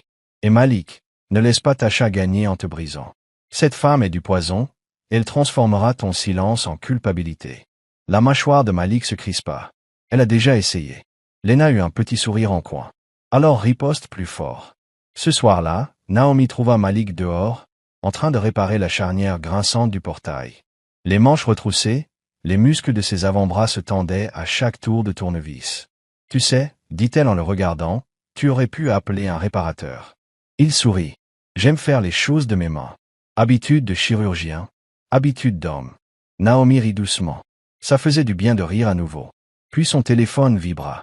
Un message de son ancien patron du restaurant. Salut Naomi, je t'ai vu aux infos. Je ne savais pas que tu connaissais le docteur Carter. Tu reviens bosser? On a des postes ouverts. Elle resta figée, hésitante. Malik remarqua le changement sur son visage. Qu'est-ce qu'il y a? Un ancien boulot? Ils ont besoin d'aide au restaurant, répondit-elle. Il se redressa. Tu n'as pas à retourner là-bas. Je veux le faire, dit-elle doucement. Je ne peux pas dépendre de toi pour tout, Malik. Les enfants le voient. Ils entendent les gens parler. Je dois leur montrer que je peux encore tenir debout par moi-même. Il ouvrit la bouche, puis se tut. Elle avait raison. Alors je te conduirai demain, dit-il. Ce n'est pas nécessaire. J'en ai envie, répondit-il simplement. Le lendemain, Naomi franchit à nouveau la porte du restaurant où elle avait passé des années à nettoyer des tables et à servir des cafés pour quelques pourboires. L'odeur de graisse et de sirop d'érable la frappa de plein fouet. Son ancienne patronne, Miss Linda, la serra dans ses bras. Ma fille, je ne pensais plus te revoir. Tu es superbe. Naomi sourit, tentant de le rester. On dit que tu as trouvé un docteur, taquina Linda. Naomi rougit. C'est compliqué. Ça l'est toujours, rit Linda. Pendant ce temps, Malik conduisait les enfants à l'école. Il regarda leur reflet dans le rétroviseur, 3 paires d'yeux bruns, pleins de confiance. Papa? Demanda Serenity. Oui, ma puce. Est-ce que les gens pensent encore que tu es méchant? Malik hésita. Certains, oui. Alors ils ne te connaissent pas, dit Mika d'un ton assuré. Malik sourit. Merci, champion. Tu redeviendras docteur, hein? Demanda Noël. Il ébouriffa les cheveux du garçon. Oh oui. Il faut juste que je répare quelques trucs d'abord. Les semaines passèrent. Naomi travaillait le matin au restaurant. Malik, lui, faisait du bénévolat le soir dans une clinique pour familles sans assurance. Il n'était pas payé, mais ça lui était égal. Aider les autres lui rappelait qui il était. Chaque nuit, il rentrait épuisé, mais vivant. Naomi le remarquait. Les enfants aussi. Un soir, après que les enfants se furent endormis, elle lui apporta une assiette et s'assit près de lui sur le canapé. « J'ai vu un article en ligne, dit-elle. » « Quel article? » « Un médecin déchu redonne espoir aux pauvres d'Atlanta. » Il soupira. Ils ne peuvent pas s'empêcher d'utiliser ce mot. Déchu. Elle sourit. Peut-être qu'ils ont raison pour le reste. L'espoir. Il rit doucement. Tu crois que je suis un héros? Non. Je crois que tu es humain. Et c'est peut-être mieux ainsi. Il la regarda dans les yeux. Tu crois vraiment qu'on peut reconstruire quelque chose à partir de tout ce chaos? Je crois qu'on le fait déjà, répondit-elle doucement. Mais la paix ne dura pas. Une nuit, alors que Naomi fermait le restaurant, une voiture noire s'arrêta dehors. Une Lexus. Une femme sortit, talons claquants sur le bitume. Tasha Green. Qu'est-ce que tu veux? Demanda Naomi, glaciale. Parlez. Pas de caméra, juste nous. Je n'ai rien à te dire. Aussi, répliqua Tasha, parce que tu es sur le point de tout lui faire perdre. Le conseil médical rouvre le dossier. Tu as déjà essayé ça. Cette fois, j'ai une preuve. Quelle preuve? Tasha sourit. Une déclaration signée de toi. Naomi sentit son cœur se serrer. J'ai jamais signé ça. Ton nom? Si, répondit Tasha, sortant un papier plié de son sac. Naomi le lui arracha et lut. Une fausse déclaration affirmant que Malik l'avait manipulée alors qu'elle était sa patiente. Tu as falsifié ça. Disons plutôt, rédigé stratégiquement, répondit Tasha. Ça tiendra assez longtemps pour ruiner sa carrière. Tu es malade. Je suis déterminé, cracha Tasha. Il m'a humilié, volé mon poste, ma réputation. Tu crois que je vais disparaître? Naomi s'avança. Si tu fais ça, tu détruis 3 enfants innocents qui viennent juste de retrouver leur père. Le visage de Tasha vacilla un instant, puis se raffermit. Dommages collatéraux. La gifle partit avant même que Naomi ne s'en rende compte. Le bruit claqua dans la nuit. Tasha la fixa, furieuse. Tu vas le regretter. Non, c'est toi, répondit Naomi d'une voix tremblante mais ferme. Quand elle raconta tout à Malik, ses mains tremblaient de rage. Elle a falsifié une déclaration. C'est un crime. Je sais. Mais si elle la dépose, le conseil va te suspendre avant qu'on ait le temps de prouver que c'est faux. Je m'en occupe, dit-il en saisissant ses clés. Malik, ne fais pas de bêtises. Je ne vais pas lui faire de mal. Je vais mettre un terme à tout ça. Le lendemain, Malik entra dans le hall de l'hôpital. Tasha vidait son bureau. Tu ne t'arrêtes jamais. Hein? Lança-t-il froidement. Malik, tu as falsifié une déclaration de patiente, coupa-t-il. Tu croyais que je ne le saurais pas? Elle pâlit. Tu n'as pas de preuves. Si. Les caméras de surveillance du restaurant. Horodaté. On te voit remettre le faux document à Naomi. Je les ai déjà envoyés au conseil. Tasha resta bouche bée. Félicitations, dit-il calmement. Tu viens de rédiger ta propre lettre de démission. Son visage se décomposa. Tu m'as aimé autrefois. Je croyais, répondit Malik. Mais l'amour, ce n'est pas ça. Il tourna les talons, la laissant tremblante et vaincue. Ce soir-là, Naomi l'attendait. C'est fini? Oui. Elle est détruite. Le conseil a clos l'affaire. Ils vont me rendre ma licence le mois prochain. Naomi rit, soulagée. Tu l'as fait. On l'a fait, répondit-il en la serrant contre lui. Tu lui as tenu tête. J'ai juste fait ce qu'il fallait. Il sourit doucement. C'est exactement pour ça que je t'aime. Naomi se figea. Je le pense, continua-t-il. Je t'aime, Naomi Brooks. Cette fois, elle ne détourna pas le regard. Je t'aime aussi, Malik Carter. Leur baiser fut lent et vrai, forgé non dans le rêve, mais dans le feu, les cicatrices et la vérité. Dehors, la pluie s'arrêta enfin. La lumière du matin entra doucement dans la maison, comme consciente que la paix avait été chèrement gagnée. Pour la première fois depuis des mois, Malik Carter se réveilla sans cette boule d'angoisse dans le ventre. Sa licence médicale allait être rétablie. La fausse déclaration avait été rétractée publiquement, et le nom de Tasha avait disparu de tous les registres professionnels de Géorgie. Mais les cicatrices restaient, visibles et invisibles. Naomi le trouva assis au comptoir, relisant pour la 100e fois la lettre officielle. Ses mains tremblaient légèrement. « Tu as l'air d'un homme qui tient sa liberté entre ses doigts », plaisanta-t-elle en posant une assiette de pancakes. Malik sourit, fatigué mais lumineux. « C'est exactement ça. » Il leva les yeux vers elle. « Tu sais que rien de tout ça ne serait arrivé sans toi. Tu t'en serais sorti quand même. »« Non. Tu m'as rappelé qui j'étais, quand je l'avais oublié. » Elle le regarda tendrement. « Tu avais juste besoin d'une raison. » Il se pencha vers elle. « Je l'ai trouvé. » Un bruit sourd retentit à l'étage, suivi d'un cri familier. « Maman, Serenity a cassé mon projet de science. » Malik éclata de rire. « Et voilà, adieu le calme du matin. » Naomi se leva en soupirant. « Bienvenue dans la parentalité, Dr Carter. »« Correction, » lança-t-il avec un sourire. « Bienvenue à nouveau. » Plus tard dans l'après-midi, Malik se rendit à l'hôpital pour la première fois depuis sa suspension. Les gardiens à la barrière lui adressèrent des sourires hésitants, le genre de sourire qu'on offre à quelqu'un qui revient d'exil. Il se gara, ajusta sa blouse blanche et inspira profondément. À l'intérieur, quelques infirmières applaudirent doucement à son entrée dans le hall. L'une d'elles, l'infirmière Pam, le serra fort dans ses bras. « Content de vous revoir, docteur. L'endroit n'était plus le même sans vous. » Malik sourit. « Essayons de garder la paix cette fois. » Elle lui lança un clin d'œil. Aucune promesse. Mais tandis qu'il marchait dans les couloirs familiers, il sentit encore les échos des rumeurs, les chuchotements qui s'éteignaient à son passage. Certains médecins lui firent un signe de tête, d'autres détournèrent le regard. Malik avait été blanchi sur le plan légal, mais une réputation, elle, met plus longtemps à guérir.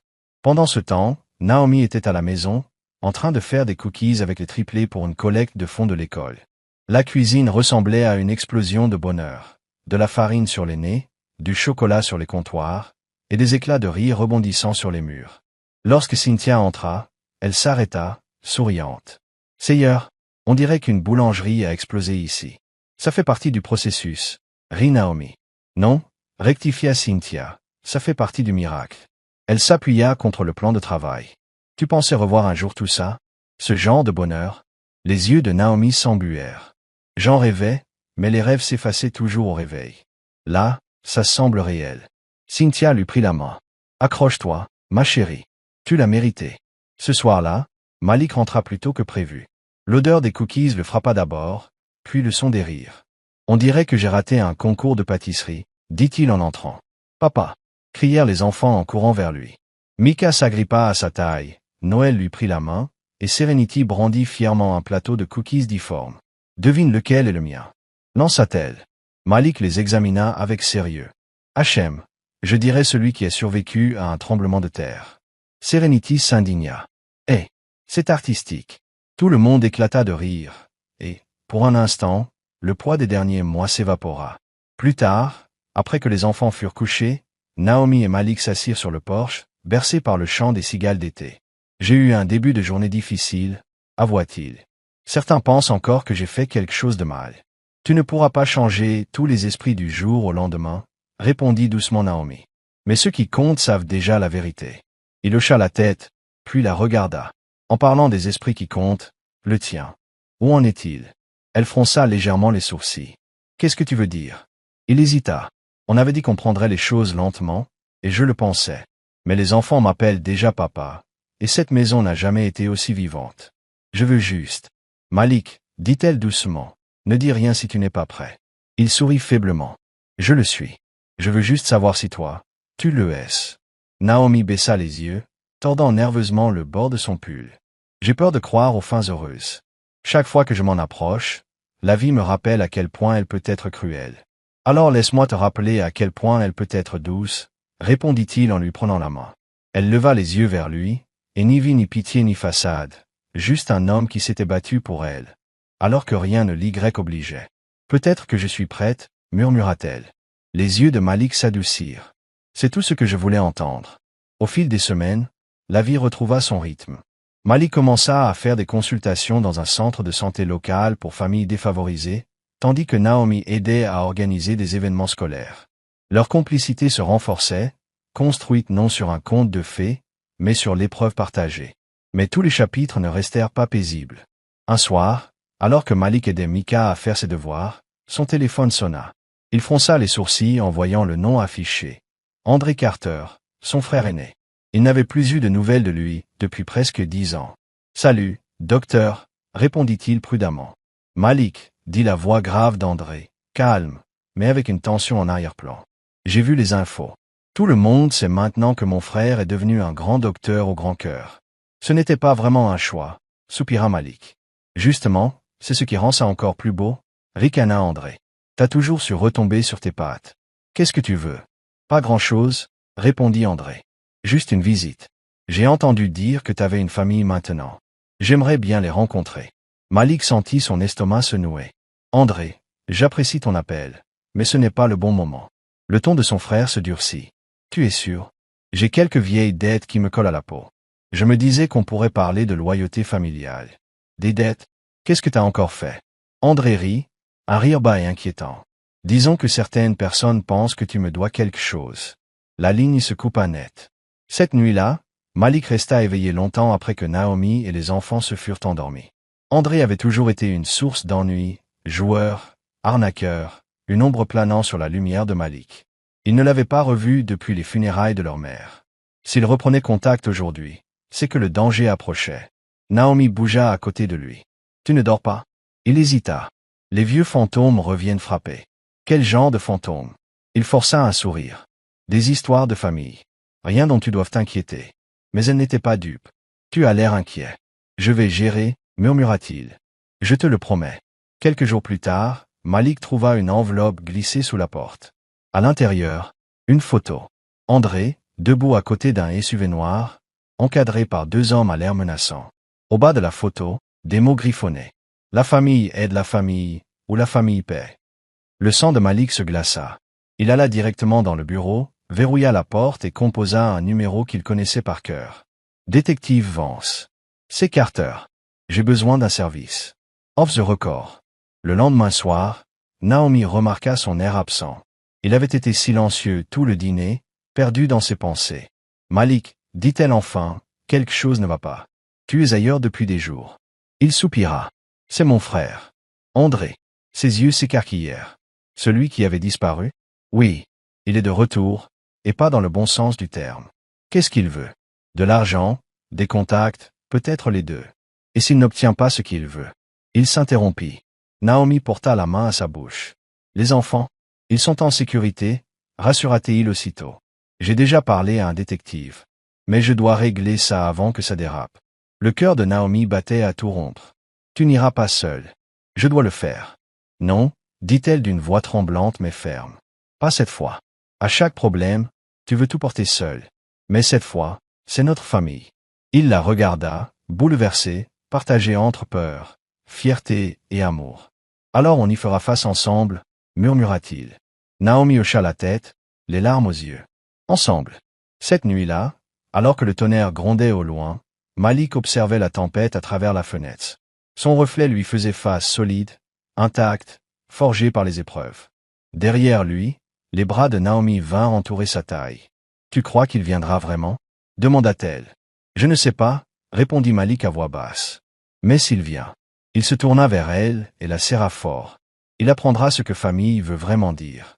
Dehors, un éclair zébra le ciel. La tempête approchait à nouveau. Cette fois, pas faite de rumeurs ni de trahison, mais de sang. Et Malik Carter était prêt à l'affronter. Le lendemain matin se leva lourd et gris, un ciel annonçant les ennuis avant même qu'ils n'arrivent. Malik s'était éveillé avant l'aube, incapable d'effacer de son esprit l'appel d'André, et la menace cachée derrière sa voix tranquille. Naomi était déjà debout, en train d'emballer des sandwichs pour les déjeuners des enfants. Son petit air fredonné remplissait la cuisine jusqu'à ce qu'elle voie son visage. « Encore de mauvais rêves ?» demanda-t-elle. « Pire » murmura Malik. André a tendu la main. Ses mains se figèrent à mi-geste. Qu'a-t-il dit? Assez pour m'inquiéter, admit-il. Il est dans un sacré pétrin. Il doit de l'argent à des gens dangereux. Naomi fronça les sourcils. Alors pourquoi venir vers toi? Parce que c'est moi qui ai toujours nettoyé après lui, dit Malik amèrement. Il sait que je ne le laisserai pas tomber. Naomi soupira, posant le couteau. Tu ne peux pas continuer à le sauver, Malik. Tu as trop à perdre maintenant. Il hocha lentement la tête, mais son expression disait le contraire. Je sais, mais le sang est quelque chose qu'on ne peut pas ignorer.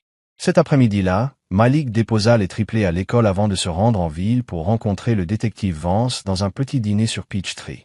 Le détective, un homme large d'épaules dans la quarantaine, aux yeux fatigués, fit glisser un dossier sur la table. « Ton frère a été occupé ?» dit Vance. « Jeux d'argent illégaux, requins solitaires, et quelques liens avec un syndicat local appelé les Hollow Kings. Il ne plaisante pas. » L'estomac de Malik se serra. « Jusqu'où ça va ? Assez loin pour que son nom circule déjà sur notre liste de surveillance, et le tien par association. Quelqu'un pense que tu es la cagnotte si André ne peut pas rembourser. » Malik se frotta les tempes. « Tu crois qu'ils viendront ici finalement ?» Vance dit gravement. « Tu dois garder ta famille proche. » Quand Malik rentra chez lui, le crépuscule était tombé sur la maison. Naomi aidait Serenity avec ses devoirs à la table de la salle à manger, tandis que Null et Mika construisaient des tours de blocs sur le sol. Les voir ainsi, en sécurité, riant, innocents et insouciants, était à la fois réconfortant et terrifiant. Naomi leva les yeux. « Tu es parti toute la journée. Tout va bien. » Il hésita, puis lui raconta tout. Les dettes, le syndicat, la menace. Quand il eut fini, elle resta simplement à le fixer. Pâle. « Alors il pourrait venir ici ? Je vais m'assurer qu'il ne vienne pas. » Promit-il.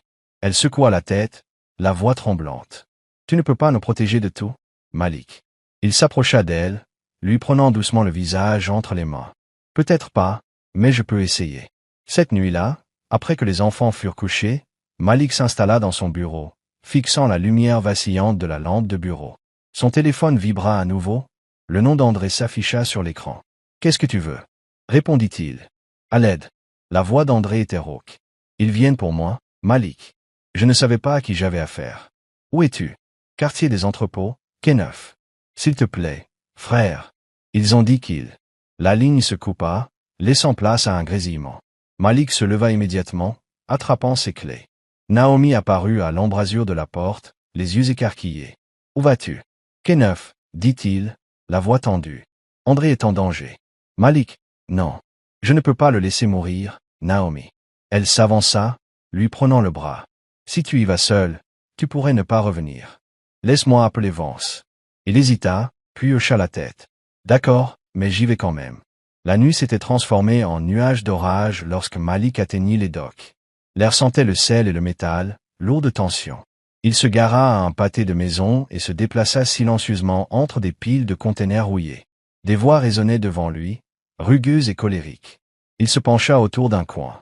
André était à genoux, le visage tuméfié, entouré de 3 hommes en veste sombre. L'un d'eux, chauve avec une cicatrice sur le sourcil, tenait un pistolet négligemment. « Je vous ai dit que je paierais l'argent, » cria André. « Tu l'as dit la semaine dernière, » répliqua l'homme audacieux. « Notre patience n'est pas de la charité. » Malik sortit de l'ombre. « Alors prenez-moi pour cible. » Les hommes se retournèrent, surpris. André leva les yeux, le sang à la lèvre. « Malik, non. Qui êtes-vous » grogna l'homme chauve. « Je suis son frère, » dit calmement Malik. « Tout ce qu'il doit, je le paierai. Laissez-le partir. » L'homme sourit. « Comme c'est noble. Mais il ne s'agit plus d'argent. C'est pour envoyer un message. » Avant que Malik ne puisse réagir, l'homme leva son arme. Puis des sirènes. Des lumières rouges et bleues éclatèrent sur le quai. La voix du détective Vance retentit dans un mégaphone. « Posez vos armes. Mains en l'air. » Le chaos éclata. Les hommes s'enfuirent. André trébucha vers Malik alors que les policiers arrivaient. Malik attrapa son frère et le tira derrière un conteneur tandis que les balles éclataient dans la nuit. « Partez !» hurla Malik. « Direction la voiture. »« Je ne peux pas y aller, André !» cria André en courant. Malik se retourna pour le suivre mais se figea lorsqu'un des voyous le plaqua au sol par derrière. L'arme glissa sur le béton mouillé. Ils se battirent, point contre point, sous la pluie. Finalement, Malik réussit à repousser l'homme juste au moment où les policiers de Vance les coinçaient. L'homme fut menotté et emmené. Vance accourut, essoufflé. « Ça va ?» Malik hocha la tête, la poitrine haletante. « Oui, mais André, il a fui. » Vance grimaça. « On le retrouvera. » Il était presque l'aube lorsque Malik rentra chez lui, trempé et épuisé. Naomi l'attendait à la porte, les larmes aux yeux. « J'ai vu les infos, » murmura-t-elle. « Tu aurais pu être tué. » Il lui prit la main. « Mais je ne l'ai pas été. »« Tu continues de dire ça comme si ça suffisait, » dit-elle, la voix brisée. « Un jour, ça ne suffira pas. » Les épaules de Malik s'affaissèrent. « J'ai dû essayer. »« Je sais, » dit-elle doucement. « C'est ce que tu es. Mais n'oublie pas qui nous sommes maintenant. Tu ne combats plus seul. » Il la serra contre lui, fermement. « Je n'oublierai pas. » Quelques jours plus tard, la police captura André. Malik lui rendit visite en prison, de l'autre côté d'une vitre. André avait l'air épuisé, les yeux creux, la peau meurtrie. Mais en voyant Malik, il esquissa un sourire bancal. « Je ne pensais pas que tu viendrais. »« Bien sûr que je suis venu, » dit Malik. « Tu es mon frère. » André rit faiblement. « Quel frère je suis devenu ?» Malik l'observa en silence. « Pourquoi, docteur? Tu aurais pu avoir une bonne vie. Tu avais tes chances. » Le sourire d'André s'effaça. « Tout le monde n'a pas la chance d'être le héros, Malik. Certains d'entre nous ne survivent que pour jouer le rôle du méchant. Alors arrête de jouer, » dit Malik. « Recommence.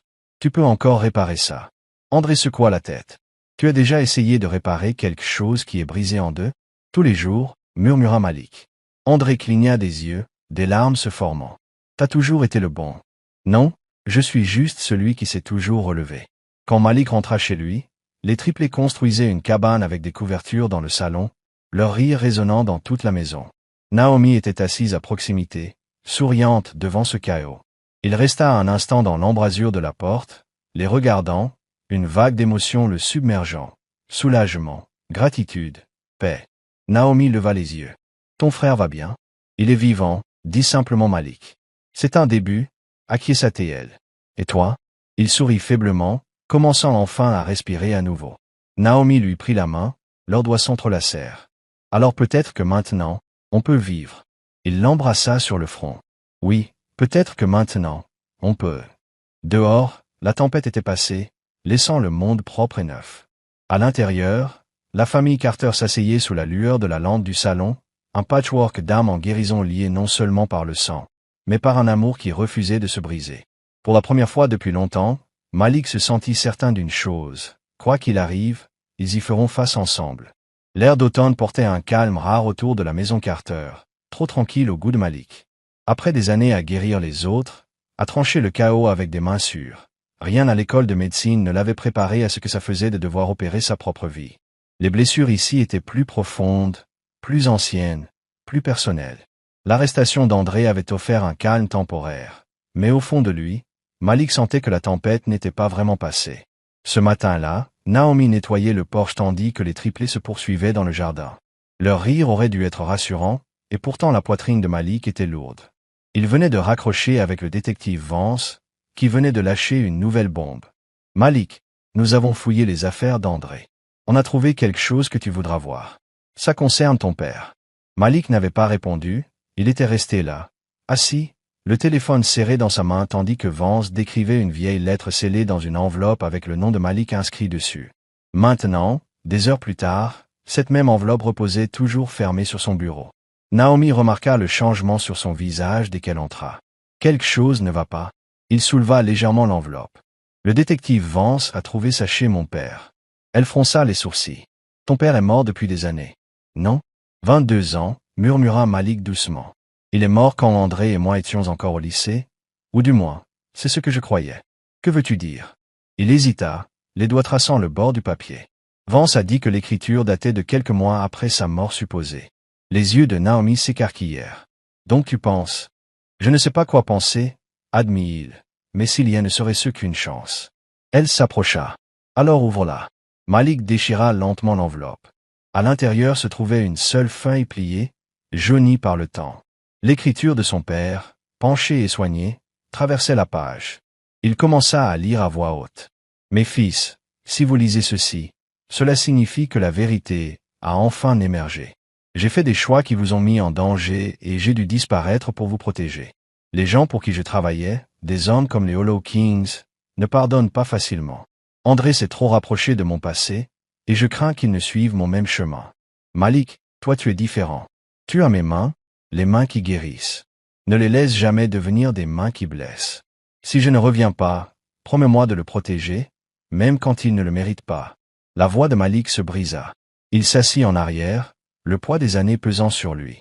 Naomi tendit la main, pressant son épaule.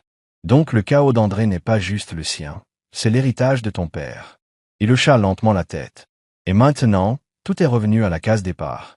Ce soir-là, Malik se rendit à nouveau à la prison du comté pour affronter André. La pièce semblait plus froide cette fois. André leva les yeux à l'entrée de Malik, les cernes profondément creusées sous ses yeux. « Tu l'as lu » dit André doucement. Malik le fixa. « Tu savais » André esquissa un faible sourire. Il me l'a donné avant de disparaître. Il m'a dit de ne pas te le montrer sauf si ça tournait mal. Malik explosa. « Tu nous as entraînés dans le même enfer que lui. » La voix d'André se brisa. « Je ne voulais pas. Mais quand il a disparu, ils sont venus pour moi. Ils ont dit qu'il leur devait de l'argent. Alors j'ai fui, j'ai arnaqué, j'ai essayé de rembourser. Je pensais pouvoir vous protéger en vous tenant à l'écart. » Malik frappa le poing sur la table. « On ne protège pas les gens en leur mentant. » André sursauta. « Tu crois que je voulais devenir comme lui? Je voulais être toi, Malik, le malin, le docteur.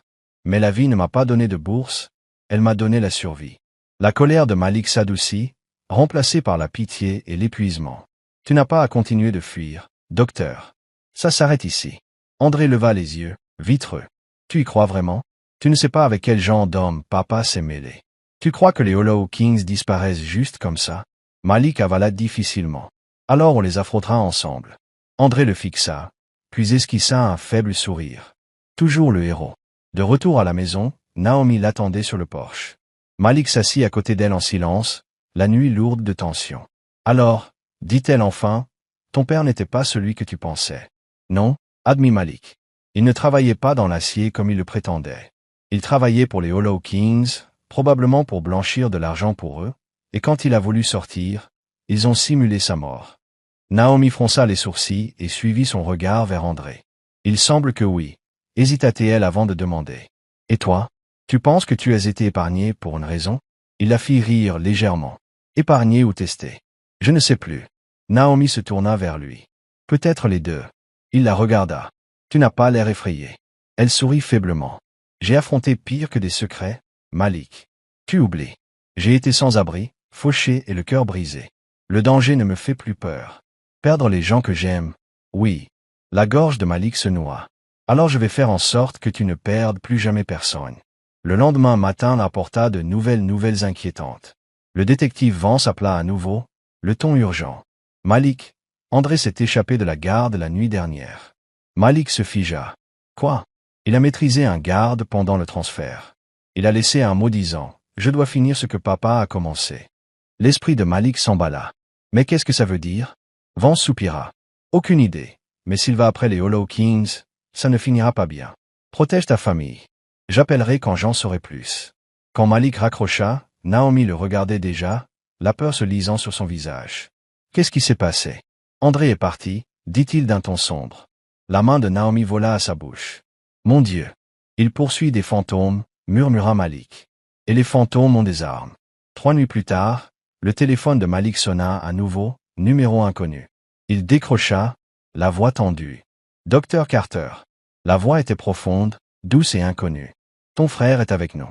Il nous doit, et par extension, toi aussi. » La poitrine de Malik se serra. « Si vous lui faites du mal. » La voix l'interrompit. « Tu veux qu'il vive? Apporte 250 000 $ à l'ancienne Assyrie sur 2 carottes. Minuit. Viens seul. » La ligne devint muette. Naomi vit son visage et comprit immédiatement. Ils l'ont. Malik hocha lentement la tête. « Alors tu n'y vas pas, » dit-elle. « Je dois. »« Tu ne peux pas, » dit-elle avec force. « Ils vous tueront tous les deux. Je ne peux pas le laisser mourir, Naomi. »« Et nous alors ?» cria-t-elle, les larmes aux yeux. « Et moi, et les enfants? Tu crois qu'on peut te perdre aussi ?» La maison tomba dans le silence. Seule la pluie à l'extérieur parlait. Enfin, Malik dit doucement. « Je promets que je reviendrai. » Naomi secoua la tête, murmurant. « C'est sûrement ce que ton père a dit à ta mère. » Les mots faisaient mal, mais Malik se contenta de tourner et de marcher vers la porte. À minuit, l'Assyrie abandonnée se dressait sous un ciel meurtri. Malik se gara à quelques mètres et sortit, l'enveloppe d'argent serrée dans sa main. Le bâtiment était sombre, à l'exception d'une faible lumière vacillante à l'intérieur. « Malik !» cria une voix. « André !» Il suivit le son, contournant un coin pour entrer dans une vaste salle rouillée. André était attaché à une chaise au centre, meurtri mais vivant. 3 hommes l'entouraient, armes pointées.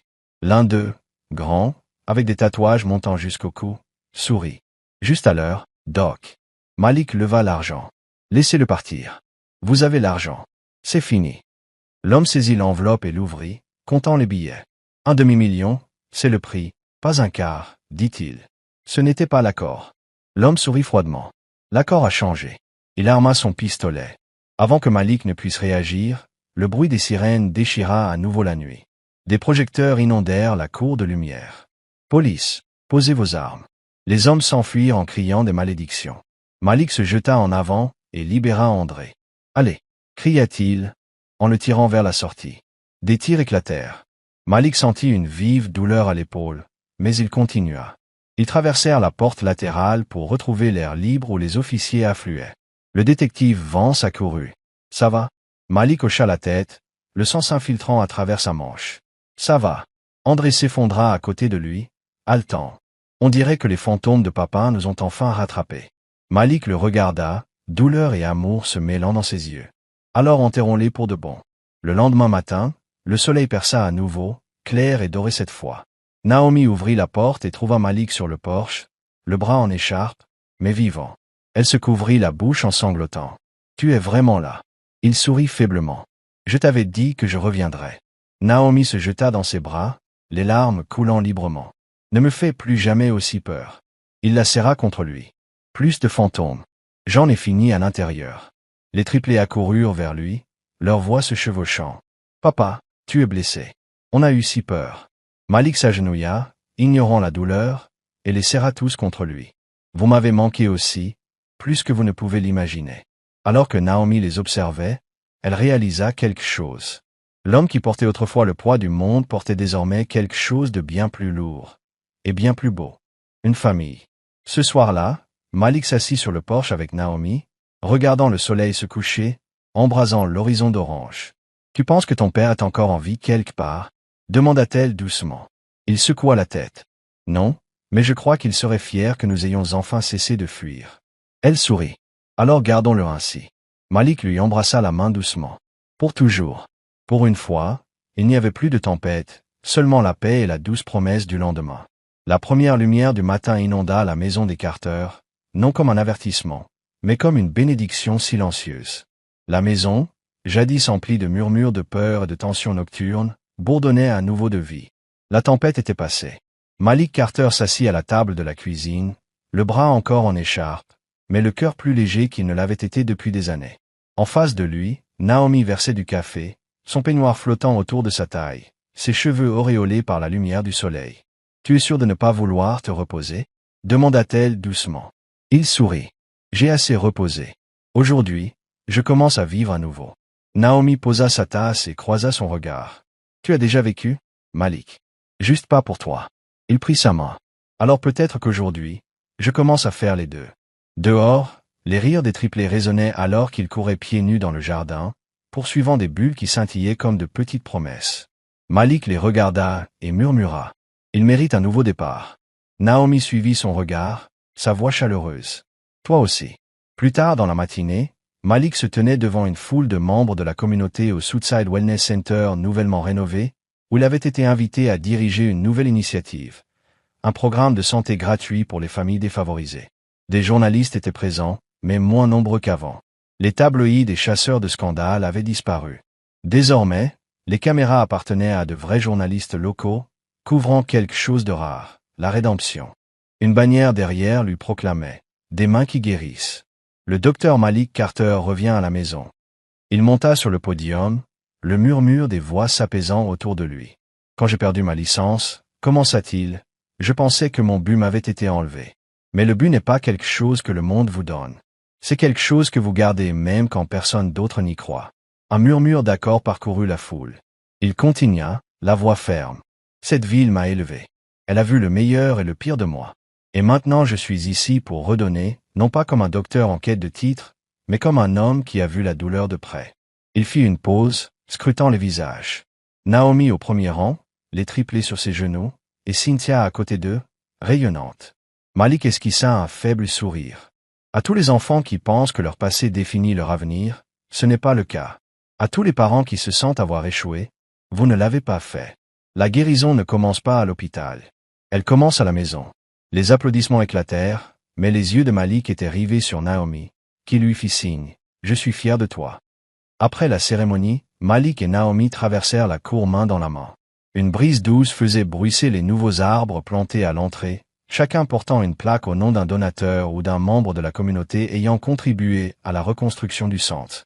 Une plaque attira l'attention de Naomi, en mémoire de Thomas Carter, père, enseignant, survivant.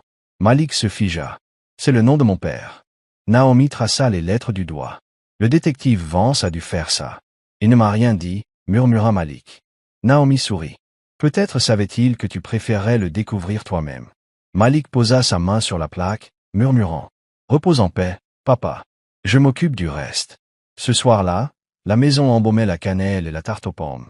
C'était l'idée des triplés pour célébrer le grand jour de papa. Noël avait écrit « Félicitations » sur une bannière en marqueur rouge. Serenity le réprimanda pour l'orthographe, mais Malik refusa qu'elle la corrige. « C'est parfait », avait-il dit. Pendant le dîner, les enfants le bombardaient de questions. « Papa, t'es célèbre à nouveau? On peut venir à ton hôpital maintenant? Tu répares toujours les cœurs? » Malik rit. « Seulement s'ils sont brisés. » Serenity inclina la tête, songeuse. « Alors tu as réparé celui de maman. » Les joues de Naomi se réchauffèrent sous le sourire de Malik. « Celui-là a peut-être réparé le mien aussi. » La pièce éclata de rire, et pour la première fois, la joie ne semblait pas empruntée. Elle semblait méritée. Plus tard dans la soirée, après avoir couché les enfants, Malik sortit sur le porche arrière. Le ciel était d'un bleu profond, l'air vif avec la promesse de l'automne. Naomi le rejoignit, enroulant une couverture autour de leurs épaules. « Il grandit si vite, » murmura-t-elle. « Je sais. Chaque fois que je cligne des yeux, il semble plus grand. » Naomi se blottit contre lui. Ils avaient besoin d'un père, Malik. Pas seulement de quelqu'un pour les protéger, mais de quelqu'un pour leur montrer à quoi ressemble la force lorsqu'elle est douce. Il l'embrassa sur le sommet de la tête. Et ils ont eu une mère qui leur a montré à quoi ressemble l'amour quand il est courageux. Ils restèrent un moment en silence, écoutant les grillons et le léger souffle du vent dans les arbres. « Tu te demandes parfois ce qui va se passer ensuite ?» demanda Naomi. Malik sourit. « Non, je veux juste continuer à construire ce que nous avons. » Elle se tourna vers lui, les yeux doux. « Alors peut-être qu'il est temps de le rendre officiel. » Il cligna des yeux, surpris. « Officiel ?» Naomi prit ses mains. « Les enfants t'appellent déjà papa. Tu appelles déjà cette maison ta maison. Malik, je n'ai pas besoin de grands gestes ou de timing parfait. J'ai juste besoin de toujours. » Pendant un instant, Malik resta sans voix. Puis, lentement, il plongea la main dans sa poche et en sortit une petite boîte en velours. Naomi haleta. « Tu l'avais.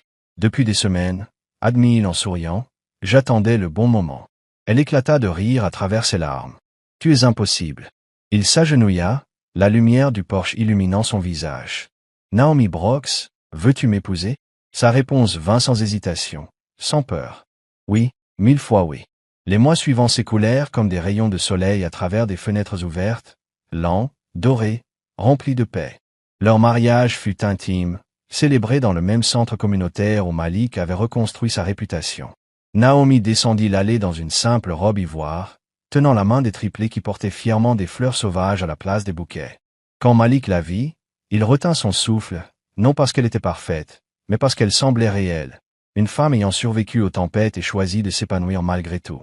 Lors de l'échange des vœux, la voix de Malik trembla. « Tu m'as trouvé quand j'étais perdu, tu m'as aimé quand j'étais brisé, et tu m'as rappelé ce que signifie la famille.